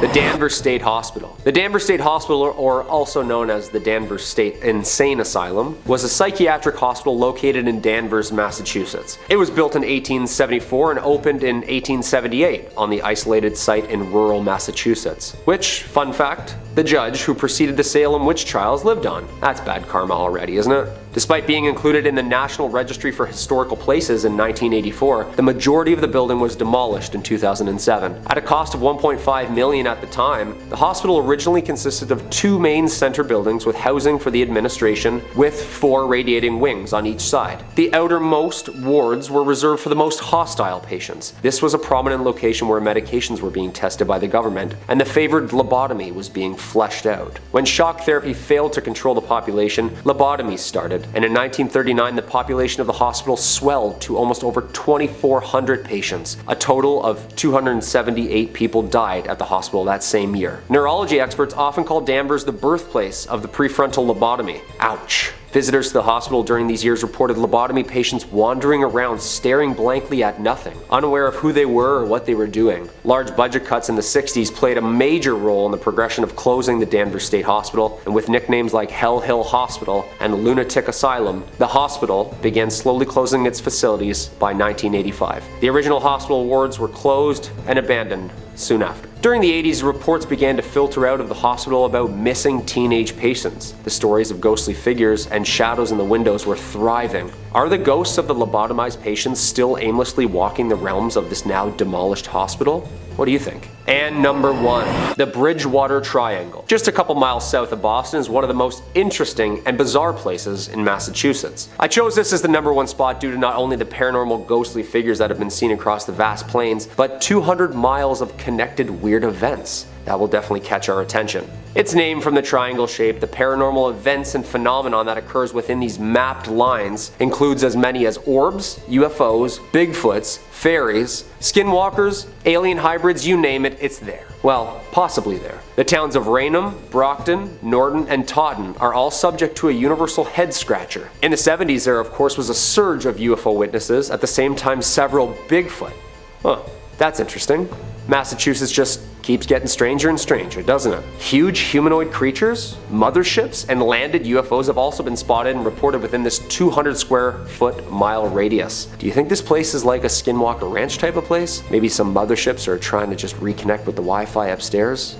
I don't know. Whatever it is, the Bridgewater Triangle has been home to numerous documentaries and folklore and attracts spooky goers each year with its variety of paranormal activity. In at number 5 we have Whispers Estate. The Whispers Estate was built around 1894, and between 1899 and 1901 is when Dr. George and Sarah White moved in. George was a successful physician and ran his practice from their home. The two adopted many orphaned children, and unfortunately several passed away in the house over the years. Some of the children they took in were troubled. Many of them passed away in the bedrooms and other areas of the home, and even some of Dr. White's patients have been said to have also passed while in the home.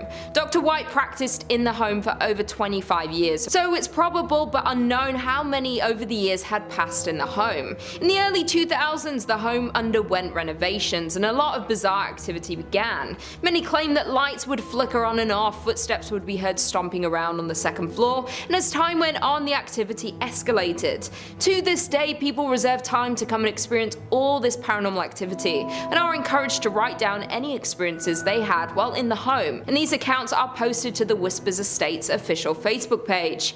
You can go through the page and find creepy photos people have taken that show demonic figures, ghost-like creatures, and even orbs. It's also pretty common for the guests to be scratched up by unseen fingernails or touched by an unseen hand. The estate earned the Whispers moniker after the numerous guests that experienced somebody whispering in their ear, somebody they couldn't see. Due to the amount of people who have passed at the home in its early days, it's like there are a number of different spirits that haunt the estate to this day. The Whispers Estate is known as the 4th most haunted house in the United States, but many who have visited believe it to be the most haunted house in the entire country. In at number 4 we have Rhodes Hotel.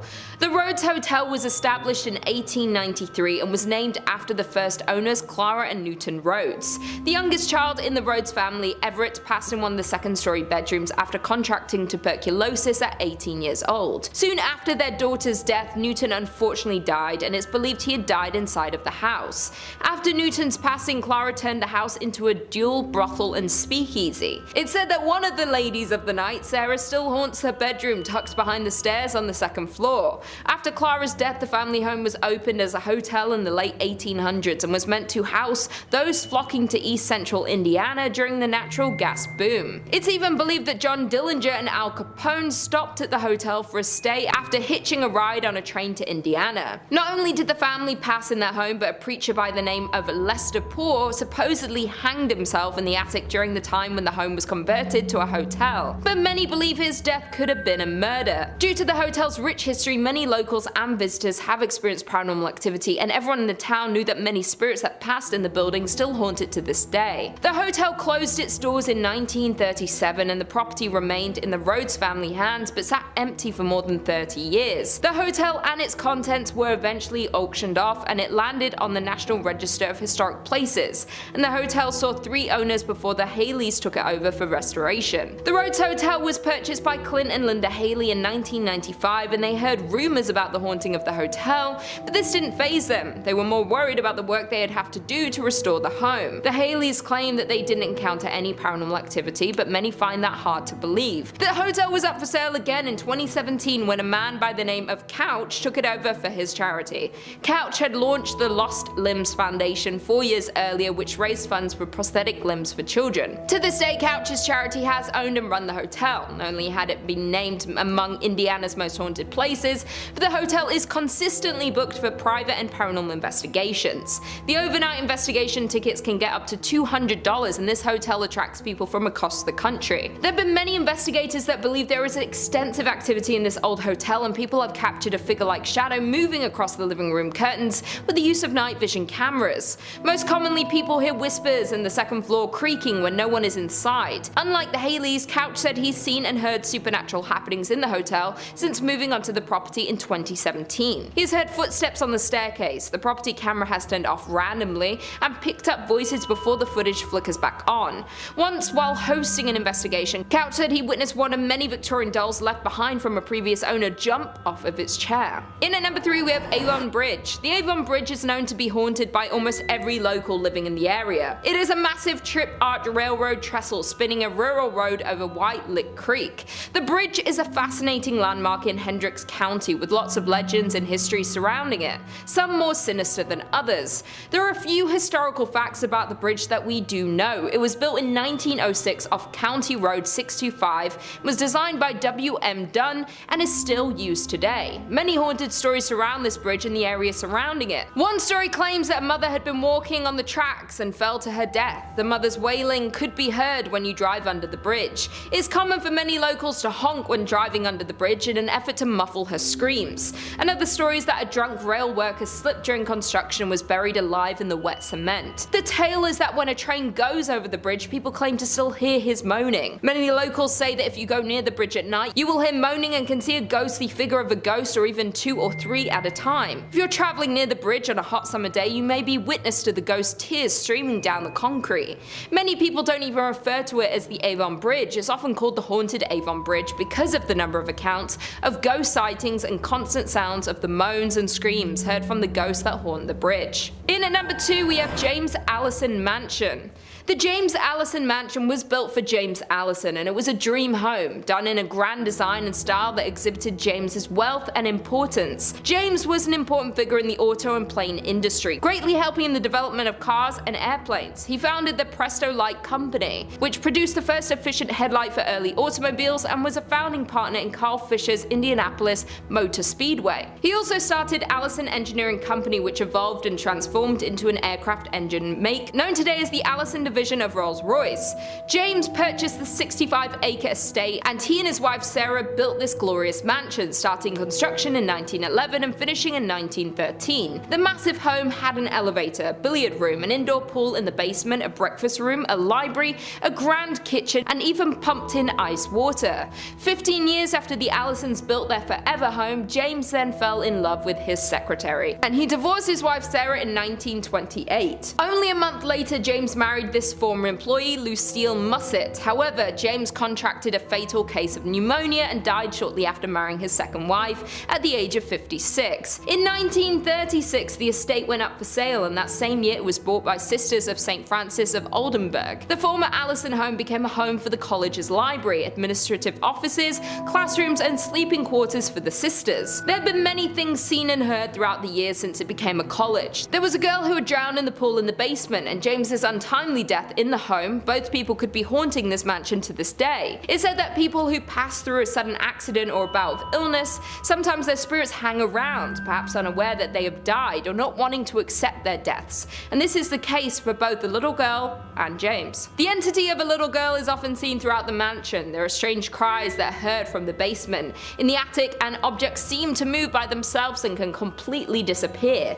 There is another entity seen and could possibly be more than one, and they like to take keys and objects and move them to odd places. The library in particular is often completely rearranged, like the books and furniture. And finally, in at number 1 we have French Lick Springs Hotel. Nestled in the small resort town of French Lick sits the massive French Lick Springs Hotel. This legendary hotel was constructed in 1845 and is a crown jewel of the southern Indiana town, but there's more to this resort than meets the eye. This Indiana hotel is known to be one of the most haunted places in the state. Thomas Taggart was a mayor at the time and purchased the hotel in 1888. After purchasing the hotel, he added luxurious furnishings, marble floors, and built 2 championship golf courses. During this time, Taggart became the Democratic National Chairman, and the hotel became the unofficial headquarters of the Democratic National Party. In 1931, Franklin Roosevelt visited the hotel because of its Democratic standing and won the presidency a mere year later. Over the years, the hotel and the work Taggart put into it made it one of the most prominent hotels in the area, and even ran the West Baden Springs Hotel out of the business. Unfortunately, in 1916, Taggart passed away, but according to local legend, his spirit has never left the building. Taggart died in 1916, but that hasn't stopped rumors of sightings of this famous hotel owner. Guests and employees frequently encounter strange and paranormal activity throughout the hotel, and they believe it is caused by Taggart himself. Many spot his ghostly figure near the service elevator and can pick up a strong scent of pipe tobacco. Others claim they witnessed his spirit riding down the hallway on a horse and making noise inside the ballroom. Some hear noises and others encounter his ghost, though usually both don't occur at the same time. Not only is Taggart's ghost living in the hotel, but there are also rumors of a former bellhop that lingers around the hotel. Many believe that he was a current employee until they saw old photos of him hanging on the wall or were told no bellhops were on duty when people had encountered him. Employees and guests say that it's pretty hard not to encounter some sort of activity when you're in the hotel, and due to the vast amount of paranormal sightings are why it's considered by many to be the most haunted place in Indiana and one of the most haunted places in all of the United States. Coming in at number 5, Silverbow Inn Bed and Breakfast. The Silverbow Bed and Breakfast is located in Juneau, which is the capital city of Alaska. The inn is more famously known for its bakery that was founded in 1898 by the original owner Gus Messerschmitt. This is the oldest bakery in Alaska, and some say it is the best. Although people travel from far to taste the treats and the bakers, there are reports of paranormal activity activity in the inn above. The original owner and founder of the inn reportedly still haunts the premises. The story goes that the owner loved his bakery and inn. He spent his whole life dedicated to creating the finest bakery. From the day it was built, he spent all of his time here. He loved welcoming the customers and ensuring everyone enjoyed their stay. Inevitably, having spent all of his time at the inn, he was here when he passed away in 1938. He was so dedicated in life, it seems his soul was tethered to the place in death. Since he passed away, guests of the bakery and inn have reported a lot of paranormal activity. The most commonly reported sighting is of Gus opening his shop early in the morning. People have seen a figure matching his description walking around the halls as he once did to prepare for his day. This is not the only thing that guests have noticed. Some people have reported knocking on their bathroom door. When they go to investigate who it is, there is no one there, but they have a feeling of being watched. Many believe this is Gus checking up on the guests. He also wanted to ensure everyone staying there was happy, and people believe this is a sign that he's still checking in on the guests today. Coming in at number 4, the Hotel Captain Cook. The Hotel Captain Cook, located in Anchorage, is notorious for its paranormal spirit, which has been nicknamed the White Lady. People often take ghost tours of the hotel, hopeful of a chance to meet this famous spirit. Although the origins of the ghost are mostly unknown, from her behavior it appears she passed away in the women's bathroom,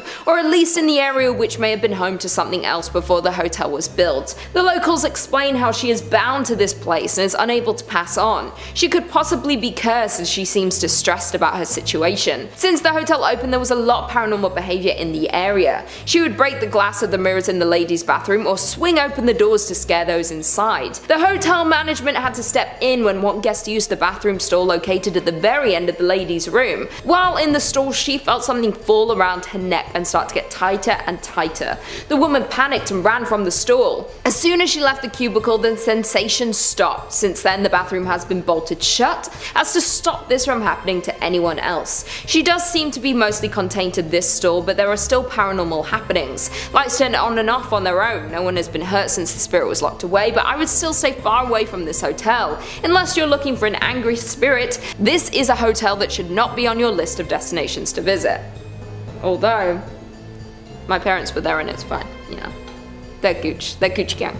Coming in at number 3, we have the Golden North Hotel. The Skagway Golden North Hotel may look like a classic hotel located on the main street, but it has seen tragedy and has the ghosts to prove it. People say this place is haunted by a lady who passed away many years ago. She is bound to room 23 on the 3rd floor, but her presence can be felt in the area around the building. The locals tell the story of how this woman became bound to room 23. It's unknown in what year the story takes place, but it was many years ago. The woman was visiting the hotel with a husband. They visited the area so her husband could go on a gold expedition. The expedition was over a number of days to possibly weeks, and the wife was to stay at the hotel and explore the local area. The day arrived and the husband left on his expedition, leaving his wife alone. Not long after the husband had left, the woman caught pneumonia. She became sicker and sicker. There was no one in the area able to help her. She had no way to get to a local doctor with no knowledge of the area. She sadly passed away in a little over a week due to her illness. When her husband returned, he was heartbroken to find his wife had passed. She had been laying in their room for weeks awaiting his return. The locals were shocked to hear what had happened, and horrified no one had heard her cries and helped her survive her ailment. Since then, she has been bound to the room. Other guests have heard sounds coming from the room which remains empty. The spirit can be heard coughing or choking. Some have said they saw her from the window of the hotel when walking around the area late at night. Some have even heard her cries for her husband. When anyone tries to investigate the room, they just find it empty and cold. The cold of the room takes over you as soon as you open the door. You can feel you are in the presence of a spirit and are overcome with sadness. Coming in at number 2, we have Independence Mine. The Independence Mine, now known as the Independence Mine State Historic Park, is the site of a former gold mining operation. It is located in Palmer, Alaska. The mining history in the area dates back to at least 1897. The mining town now sits abandoned. The operations were temporarily halted in 1950 with the plan to eventually resume operations. They were never able to resume the operations. This resulted in a well-preserved collection of mining equipment and buildings. Although weather has taken its toll, many of the buildings still stand today. As we know, with many mines, there are often accidents due to the dangerous nature of the work. Parts of the mine would often collapse. The mine is now a big tourist site as a look into the life and work of miners in 1897. The visitors have reported a lot of paranormal activity while touring the facility. Almost everyone who visits the mine sees some form of activity there. There are many apparitions that appear. They walk around the mine as if they were doing their usual day's work. Some have even seen cigar smoke coming from certain locations. You can smell and see the smoke, but there are no cigars in the area that could be making the smoke. Tour guides have noted that they often have the feeling of being followed. They can feel themselves being watched each time they tour the facility. Some have even found footprints that don't belong to them or anyone in their group. Although there is a lot of paranormal activity in the area, tourists still come to see the remains of the mining town. The ghosts seem to be well intended. They may merely be echoes through time of the souls who passed here. As far as we know, there have not been any visitors who have been hurt during their visit. I would still be wary of visiting here though. Finally, in at number 1 we have At the White House. At the White House was built in 1902 and is now on the National Historic Register due to how long it has been standing in the community. It has had many issues since it was built. It was originally built as a hospital, then it was used as a daycare center, and today is used as a hotel. Any building that was used as a historic hospital has seen a lot of tragic passings. When the building was used as a daycare center, there was a tragic fire. The building caught fire in the 1980s. It was fully restored following this. During the fire, the young woman who owned and ran the daycare was trapped inside. After ensuring all of the children were safe, she became trapped and unfortunately perished. Since the fire, her apparition has appeared around the home. Most guests believe her to be a kind spirit, but she does bring on the feeling of dread and terror when she is in your presence. Guests at the hotel have claimed to be startled awake by the young woman standing at the foot of the bed. Once they wake up and become frightened, the spirit usually disappears. Workers at the hotel claim that she appears to show more interest in families with children. She reportedly had a love for looking after children, and even in death she wanted to ensure their safety during their stay at the hotel. It is unknown what room she was trapped in during the tragic fire, but there are numerous cold spots around the hotel. Others have heard faint screams and cries coming from certain rooms. She is hailed as a hero for saving all of the children during the fire, but guests are still frightened when greeted by her ghost in the early hours of the morning. Kicking off the list at number 5, the Landmark Inn. Located in the upper peninsula of Michigan, right around Lake Superior, you'll find the Landmark Inn. Yeah, nice and cute and cozy. Come on in, take your coat off, stay a while. This fancy hotel was originally built in 1930 as a luxury accommodation for wealthy business owners from all around the United States. Sounds like a good time. Let's gather, let's talk shop around candles. These business owners would visit the Landmark to check on their business interests, all that good stuff. Though for its 100 years being open to guests, the hotel has had multiple reports of, you guessed it, ghosts and paranormal activity. It's so common at the Landmark Inn that the ghost hunters and paranormal investigators, they make trips out to the hotel quite often just to check in and be like, hey, how's it going? And they put on their gadgets and they just check in on them. They can rely on them. The hotel's 6th floor is home to one of the saddest stories the hotel has ever seen. This story takes place in the 1930s when the hotel was a new, lively social and cultural center in town. The story revolves around a ship worker who fell in love with a local librarian and conducted their love affair in the Lilac Room. Yeah, of all places, of course, let's go meet in the Lilac Room.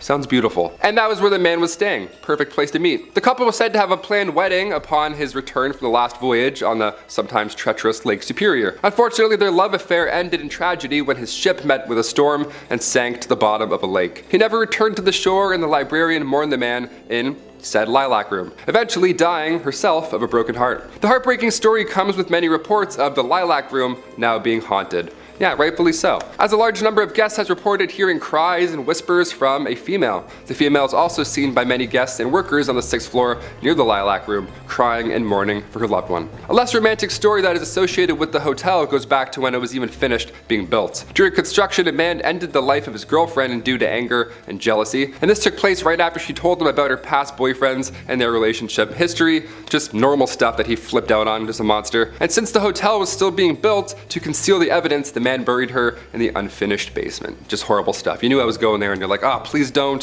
To this day, decades later, visitors and employees report hearing cries from that basement, and some report hearing whispers from a female voice asking for them to find her body. I just got goosebumps. That's real goosebumps. No matter how much time goes by, these two women, heartbroken for different reasons, still haunt said hotel today. Number 4, Michigan Bell Telephone Building. The Bell Telephone Building can be found in downtown Grand Rapids. It's known from the legend that the building is haunted by 2 ghosts. It's always 2, eh? Always gotta have pairs. Good things come in pairs. Even demons. These spirits have consistently caused chaos throughout the buildings for years in their own unique personal way.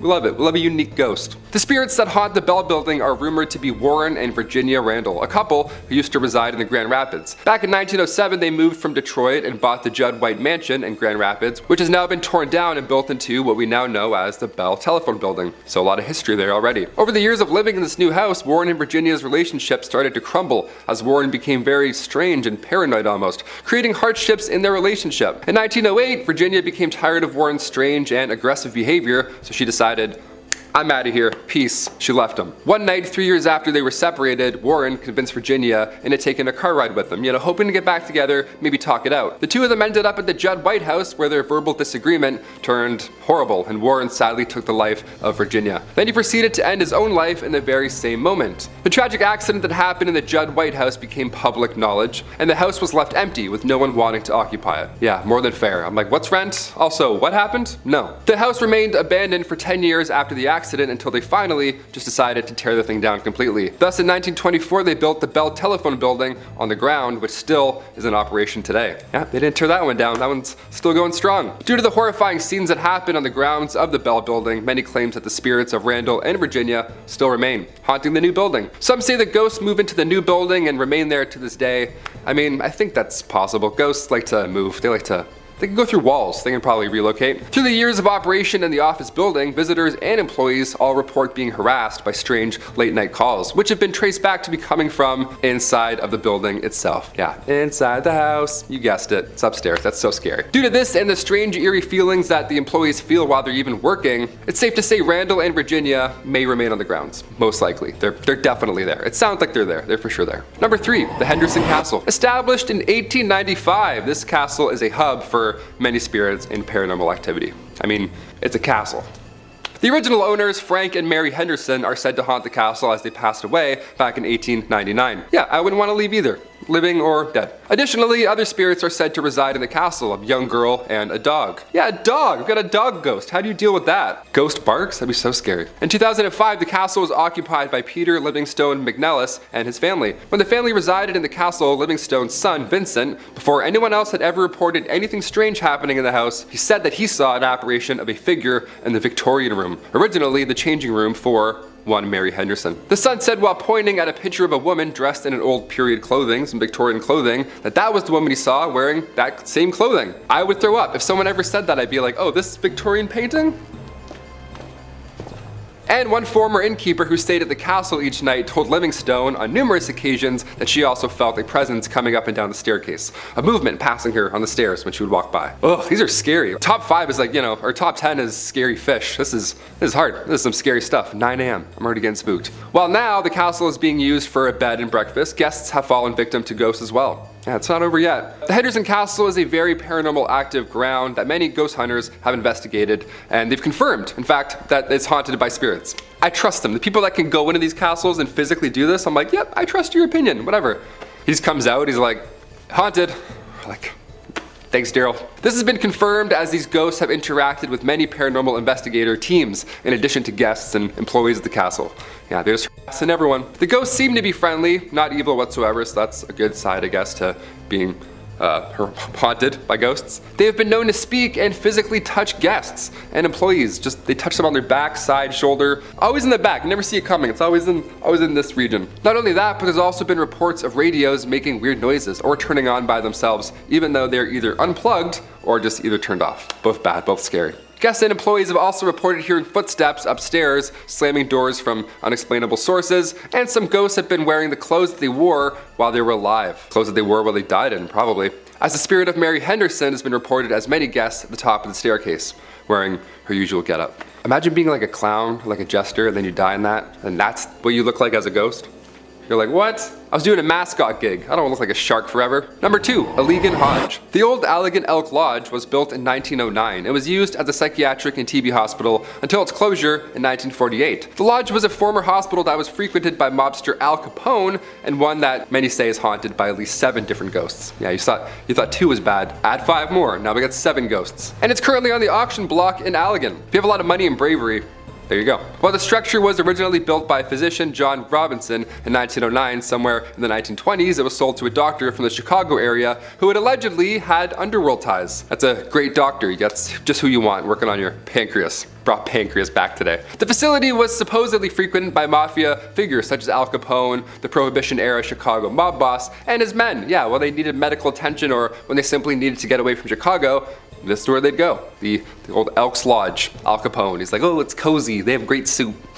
Years later, it was used as an Eagles Lodge and an Elks Lodge. And in 2010, it was acquired by an Allegan woman who began renovating the property, but now she wants to sell it. Yeah, can't imagine why. Because one of the former doctors who owns the lodge had underworld ties, maybe? Something like that? I don't know. It led to a lot of people believing that there's a lot of undercover stuff about this lodge. It's still happening to this day. I don't know why I'm doing this like it's like over there, but I'm like, there's something going on in that lodge. Especially as it's known to hold 7 different paranormal entities, like I mentioned previously. For many years, employees and visitors have told stories of spirits who relentlessly roam the building. Some of the paranormal activity that has been experienced here includes cabinets opening up by themselves in the kitchen, sounds of children laughing, it's always calming in the morning, photographic anomalies captured throughout the building, and like you name it, shadowy figures in the basement, all bad. Notably where the morgue was located, the basement, good stuff, a lot of stuff happening in there. They'd be knocking on the front door, indiscernible conversations, and ringing at the doorbell when no one was present. Yeah, good stuff. Again, I have goosebumps, they're back. Guests also heard footsteps and the sound of hospital activity long after being used as one. They'd also see full-bodied apparitions of children. They would just see ghost children. That would be it. I wouldn't have to see any more. I would just see the ghost children and be like, again, see ya. Like that's. And finally, number 1, 0.0 Barks Lighthouse. There are plenty of lighthouses in Michigan, and plenty of them are rumored to be haunted, of course, because they're lighthouses and they're creepy, as they normally are. And this one is no exception. Built in 1847, real old, lot of history with this one. The lighthouse is located on 0.0 Barks. As the legend goes, early to mid 1800s, Peter Shook had been 0.0 Barks' first lighthouse keeper. He was the OG. In 1849, Peter drowned while he and a couple of friends were sailing to Port Huron to pick up supplies for the lighthouse. He left behind 8 kids and his wife Catherine, and she took over at that point for Peter's duties, thus becoming Michigan's first female lighthouse keeper. Since then, people have claimed to see the spirit of Catherine walking along the edge of a cliff dressed in mourning clothes, as she is still heartbroken by the loss of her lover, of course. As we talked about earlier, ghosts like to wear the things that they were, that they passed away in. Again, I would hate to be a clown outfit, that would suck. She had also been spotted in the window of the 2nd floor wearing an apron,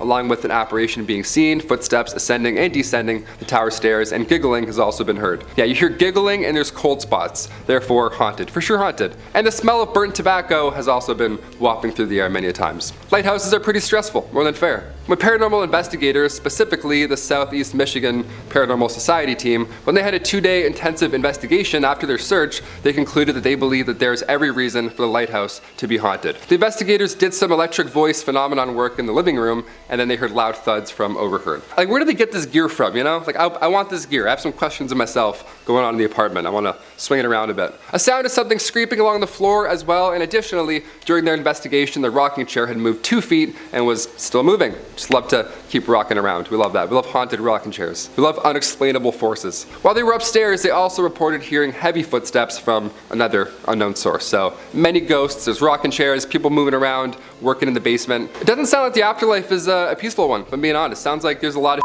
to do after you die. I'm not really looking forward to it. I thought I could just kind of float around in your paintings, but now it sounds like I'm gonna have to go and wear this.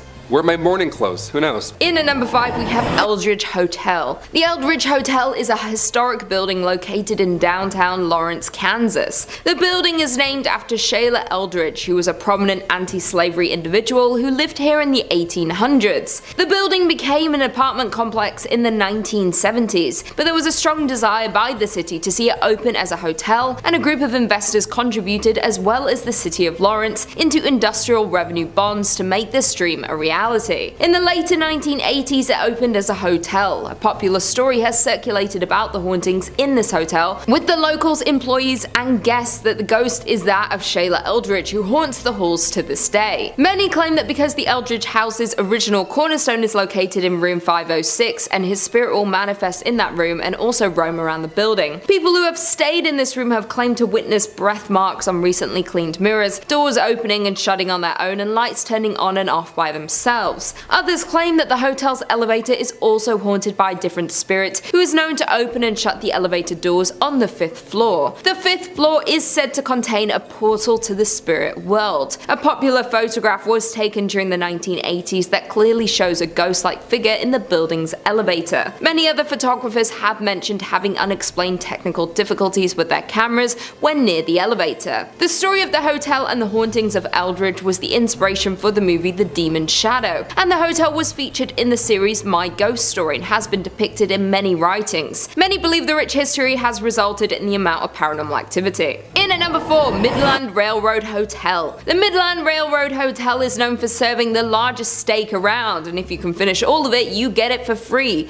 But it has a sinister, haunting history. It was first a popular train stop in the 1890s, then known for being the location for the movie Paper Moon, where many scenes were filmed at this hotel in 1973. Since then, it's gone through fires, the Great Depression, and plenty of renovations. It is now owned by the Wilson Foundation, has been back in business since 2003, and is listed on the National Register of Historic Places. Not only is this hotel known for these interesting things, it's most known now for the paranormal activity that lurks around the hotel. The most famous ghost is that of an orphan girl that haunts the 3rd floor, who knocks on doors, runs through the hallways, and even jumps on your bed, leaving little footprints. A ghost hunting team has experienced this spirit and have recorded sounds of the little girl. Another 3rd floor room is where a sheriff was said to have been lynched, and sometimes the door is unable to be unlocked even by the master key. Ghostly figures have been seen at the top of the stairs, and things in the kitchen have flown distances suddenly without being touched by anyone. There are also many ghostly figures that are seen on the staircases, and have left many to believe that the fire that took many lives back in 1902 are the results of some of these paranormal presences. The owner of the Midland Railroad Hotel, Melinda Merrill, says that there's not one employee who hasn't seen or felt something, and you can definitely feel a presence when you enter the hotel. In at number 3, we have Hotel Josephine. The Hotel Josephine is considered by many to be the most haunted hotel in Kansas. It was built in 1890, located in the city of Holton,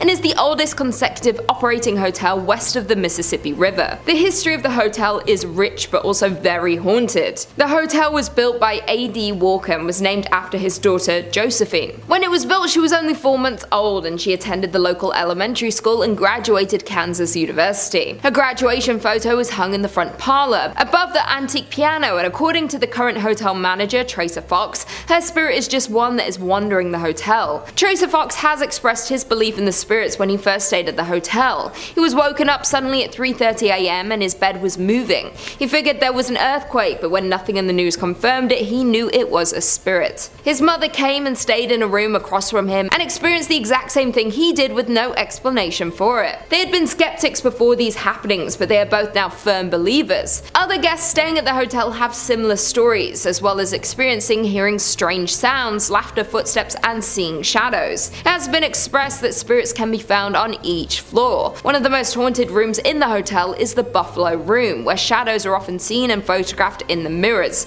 around the room, as well as the Carrie Nation Room. According to historical documents, a woman hanged herself in the bathroom of that room, and many guests staying there have come out of the room clutching their necks and having a hard time breathing. The hotel has brought several famous guests over the years, including former US President Grover Cleveland, who stayed there in between his 2 terms as president, along with Carrie Nation, Robert Louis Stevenson, Charles Curtis, Kirstie Alley, John Sullivan, Sam Rayburn, and Harry Langdon. Due to the amount of paranormal activity and active spirits in this hotel, the hotel hosts several paranormal and haunted events throughout the year, and many ghost hunters come to Holton to check out the more than century-old hotel. It's also been featured in many television shows, including Coast Tours of Kansas and Haunted Rooms America. Coming in at number 2, we have McIntyre Villa. The McIntyre Villa is one of the unusual and historic houses built in the city of Atchison. It was built in 1889 for John McIntyre, a wealthy manufacturer of harnesses and saddles. He did a great deal of business with wagon trains plying the overland trails. John McIntyre's first wife, Alice, died in 1892. He married his second wife, Anna Conlon, a widow with 3 sons, and after John's death in 1902, Anna continued living in the home until her death in 1916. During her ownership, the house was home to many of her relatives, with lots of children as well. Around 1925, Anna's brother, Judge Charles J. Conlon, a prominent Atchison lawyer, and his family made the villa their home. In 1952, the McIntyre Villa was purchased by Miss Isabel Altus, a retired professional violinist and eccentric. She lacked the financial resources to be able to restore the home, and shortly before her death, she sold the home to George Gerardi in 1969, who started to rehabilitate the old estate. Many people, past and present, who have lived in and visited the home have experienced many paranormal experiences. There have been figures being seen in windows when no one is home, lights turning on and off in the tower which doesn't have electricity, a speaker getting thrown off the counter, and boxes mysteriously moving on their own. Sounds of slamming doors throughout the night, footsteps walking down the hallway on the second floor throughout the night,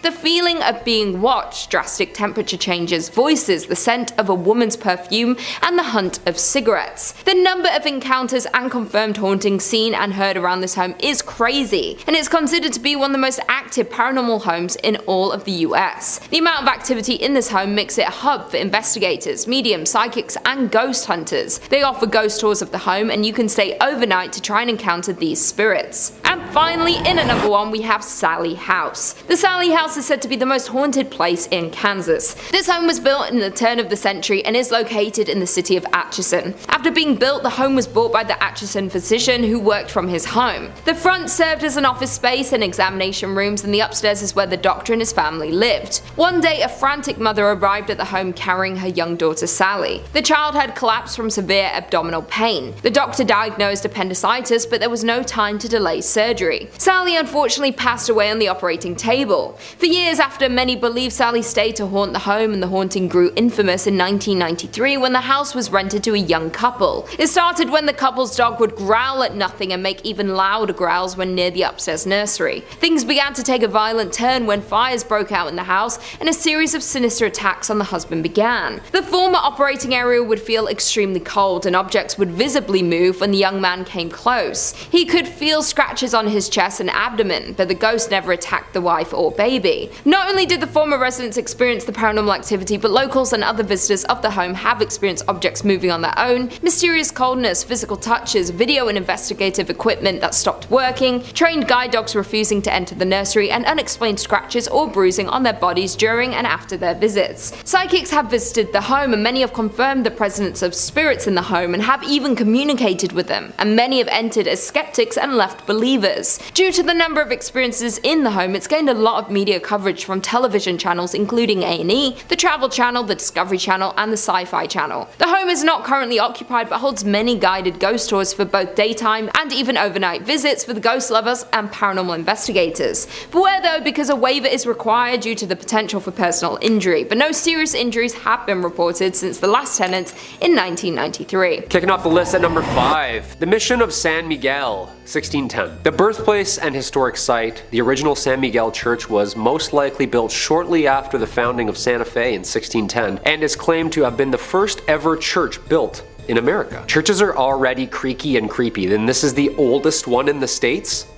Okay, here we go. This church was built right across the Santa Fe River in the area referred to as the Barrio de Analco, which was inhabited mainly by the native population for the past 1,000 years. The San Miguel mission was first mentioned in writing in 1628, indicating it was in use at that point as both a mission and a school. Although intended as a mission, the Spanish also used it as their parish church until the parroquia was completed. The original San Miguel church was probably much smaller than the structure present, with more of a rectangular apse, a slightly raised sanctuary, and a simple front elevation with no towers at all. The surviving foundations were excavated and closely researched by Bruce Ellis and Stanley Stubbs in 1955. Although the present building dates from 1710, it has undergone a multitude of significant structural changes since its infamous riot in which partially destroyed the building during the Pueblo Revolt of 1680. This was an uprising of mostly the indigenous Pueblo peoples against the Spanish colonizers in Santa Fe de Nuevo Mexico. The Pueblo Revolt killed around 400 Spaniards and drove the remaining 2,000 settlers out of the province, which is where the creepy stuff kinda sits around. Since its construction, there have been over 300 years of ghostly apparitions seen at these ruins. You can never really pinpoint a specific person at this location, but there are numerous sightings that have been documented over the years, ranging from ghost horses, dragging sounds, and loud bangs resembling warfare. The San Miguel Chapel still stands after 400 years due to its local, national, and international community that has supported its preservation and history. Everybody chipping in. I love it. Little TLC. I bet you this is also where you see ghosts on different floors that used to be there or behind walls that don't even exist anymore. Like, are they bound by these structures forever? They're just like...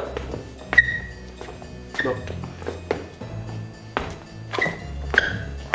Forever? Number 4, La Posada Hotel, 1882. Located at 330 East Palace Avenue in Santa Fe, New Mexico, La Posada Hotel is more than 100 years old, finishing construction in 1884. A lively and prominent spot for celebrities in town during the 1900s, it was originally built to be the home of Mr. Abraham and Mrs. Julia Stabb. Perfect last name for the start of something scary. Stabb. A prominent businessman and a German immigrant, Abraham had constructed this beautiful Grand French Second Empire estate ready to make a life working with his brother Zodak in business and eventually settling down in this historic town, with the mansion acting as a social hub for both the business and celebrity events. It is said that the Stabbs have 7 children, one of which died at birth, and which in fact led Miss Stabb to a depressed self-exile state, dying at the age of only 52. The mansion was converted into a hotel in 1936, shortly after the rubble of the Depression had cleared, and it is said that Julia herself haunts the rooms of La Posada Hotel. Guests have made claims to hear voices in vacant bedrooms, lights flickering on and off, and even doors slamming in the middle of the night. Voices saying things like, "I'm in here." It's never just like casual and calm, like, "Oh yeah, just leave the door open, I'm in here, come on in." It's always a creepy whisper in here, like, "I'm in here." Too creepy. La Posada Hotel Resort and Spa still remains one of New Mexico's most haunted hotels and is active and encourages overnighters to check out the Julia Stabb package, which involves a ghostly tour, history lesson of the grounds, a lovely dinner away from the kids, and a day done right by the pool or spa. Unfortunately, I won't be taking them up on the Stabb package at any time soon. Not at all. No chance. I hear one thing in the middle of the night and I'm out, and I'm up quickly. 12 seconds flat. I'm just like... Number 3, the Old State Penitentiary, 1885. The Old State is located 15 miles south of central Santa Fe and is an active men's maximum security prison that was built in 1885. Acting as a prison system for the US, the prison saw 3 massive riots in its entirety, including 1922, 1953, and the worst and most bloody riot of all, 1980. One of the worst prison riots in American history. It's presumed to be the reason behind its haunting reputation. On February 2nd, 1980, several inmates initiated a riot which led to the inmates gaining control over the prison for a full day and a half. Unfortunately, at the time, post-70s, the prison was overcrowded, underfunded, and riddled with untrained, fresh-faced security guards with the rampant need for excess bodies due to the overgrowing inmate count. After escaping and organizing this event, the cellmates then tortured 12 prison guards and brutally murdered 33 other inmates. These riots soon became medieval in nature, gruesome, and truly evil. The most famous area for paranormal sightings can be heard and seen around cell block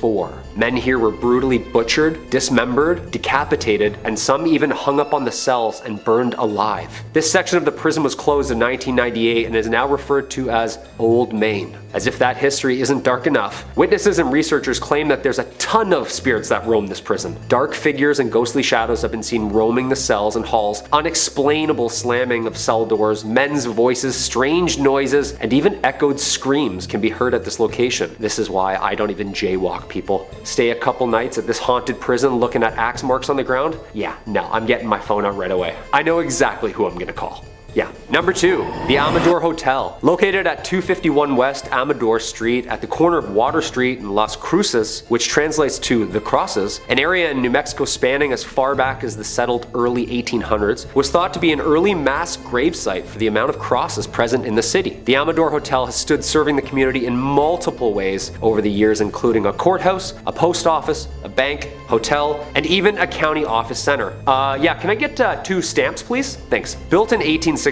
the Amador Hotel is a popular Las Cruces ghost tour, and some of the rooms were even used as jail cells. Hey, you're grounded for 15 years to life, I don't know. The courthouse was completed in 1885. Amador added another story to the remaining structure, and Amador Hall became a community center where people conversed in drinking and in storytelling. During tours, guests have reported seeing shadowy figures lurking in the hallways, numerous cold spots, flashlights turning on and off by themselves, and having their arms even touched or scratched. Oh yeah, that's it. Just a little to the left.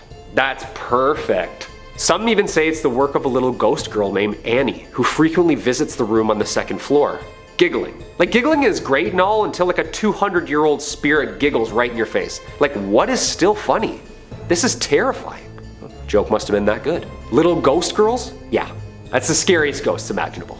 100%. The Amador Hotel ghost tour starts at 8 p.m. and during a visit through the tour of the grounds, history and ghost hunting begins. I'm a strict matinee ghost hunter myself, only during the day, or never. Or like around brunch, that's like perfect, nice and sunny. And coming in at number 1, Double Eagle Restaurant. If you're heading down to Mesilla, New Mexico this weekend and enjoy burgers and ghost stories, well, then the Double Eagle Restaurant is a must stop for you. Known not only for the world's largest green pepper chili burger, this blast from the past decorated head to toe in its luxurious upscale Victorian decor is now the home to 2 prominent and active restaurants, the Double Eagle and Pepper's Cafe. Alright, here we go, let's dive in. Possibly the world's most haunted restaurants, originally owned by the Mace family, owning one of the leading and most lucrative import-export businesses in Santa Fe, was Senor and Senora Mace. Senora Mace expected only the best for her eldest son, Armando. Mothers and their sons, right? Always imaginarily wiping something off their faces. Come here, there's more. There is grim history here, involving 2 forbidden star-crossed lovers and a pair of sewing scissors. Thank you. The Double Eagle Restaurant is not only home for great food, beautifully handcrafted cocktails, but also home to a double homicide gruesome murder, in which these victims' souls would seem to be trapped within these walls forever. Armando, son and heir to his parents' business, falling head over heels in love with the family's household servant named Enos. Although Enos reciprocated such feelings about Armando, their relationship had to remain a secret due to Armando's mother's strict ordinance and the difference in the teenager's social and political positions. When Senora Mace discovered this relationship, she demanded that it end at once and banished Enos from her home indefinitely. It is said that one day Senora Mace came home, unexpectedly interrupting the lovers, mid-swoon, entranced by their love as she grabbed her sewing scissors from the basket on the patio and attacked Enos, stabbing and killing her. As she prepared to strike again, Armando, her son, threw his body in front of Enos and was stabbed instead. Yeah, that's some Romeo and Juliet stuff there, people. The murders were held in the famous Carlotta Salon Room, which can be visited at any time. A heavily requested stop where spooky goers can see a newspaper article titled Young Lover Ghosts on display, as well as an array of pictures taken of the young ghost lovers together over the years. That's terrifying! Here's the room, here's what happened, here's some proof. That's all I need to know. I've made my mind up. For never was a story of more woe than this of Enos and her Armando, and I tried to end on somewhat of a happy note. Love lasts forever, and that's what I'm taking from this. Tuck yourself in tight, keep those lights on, and run up that energy bill, folks. I'm your host, Kyle McWaters, and until next time, on Top 5 Scary, stay spooky.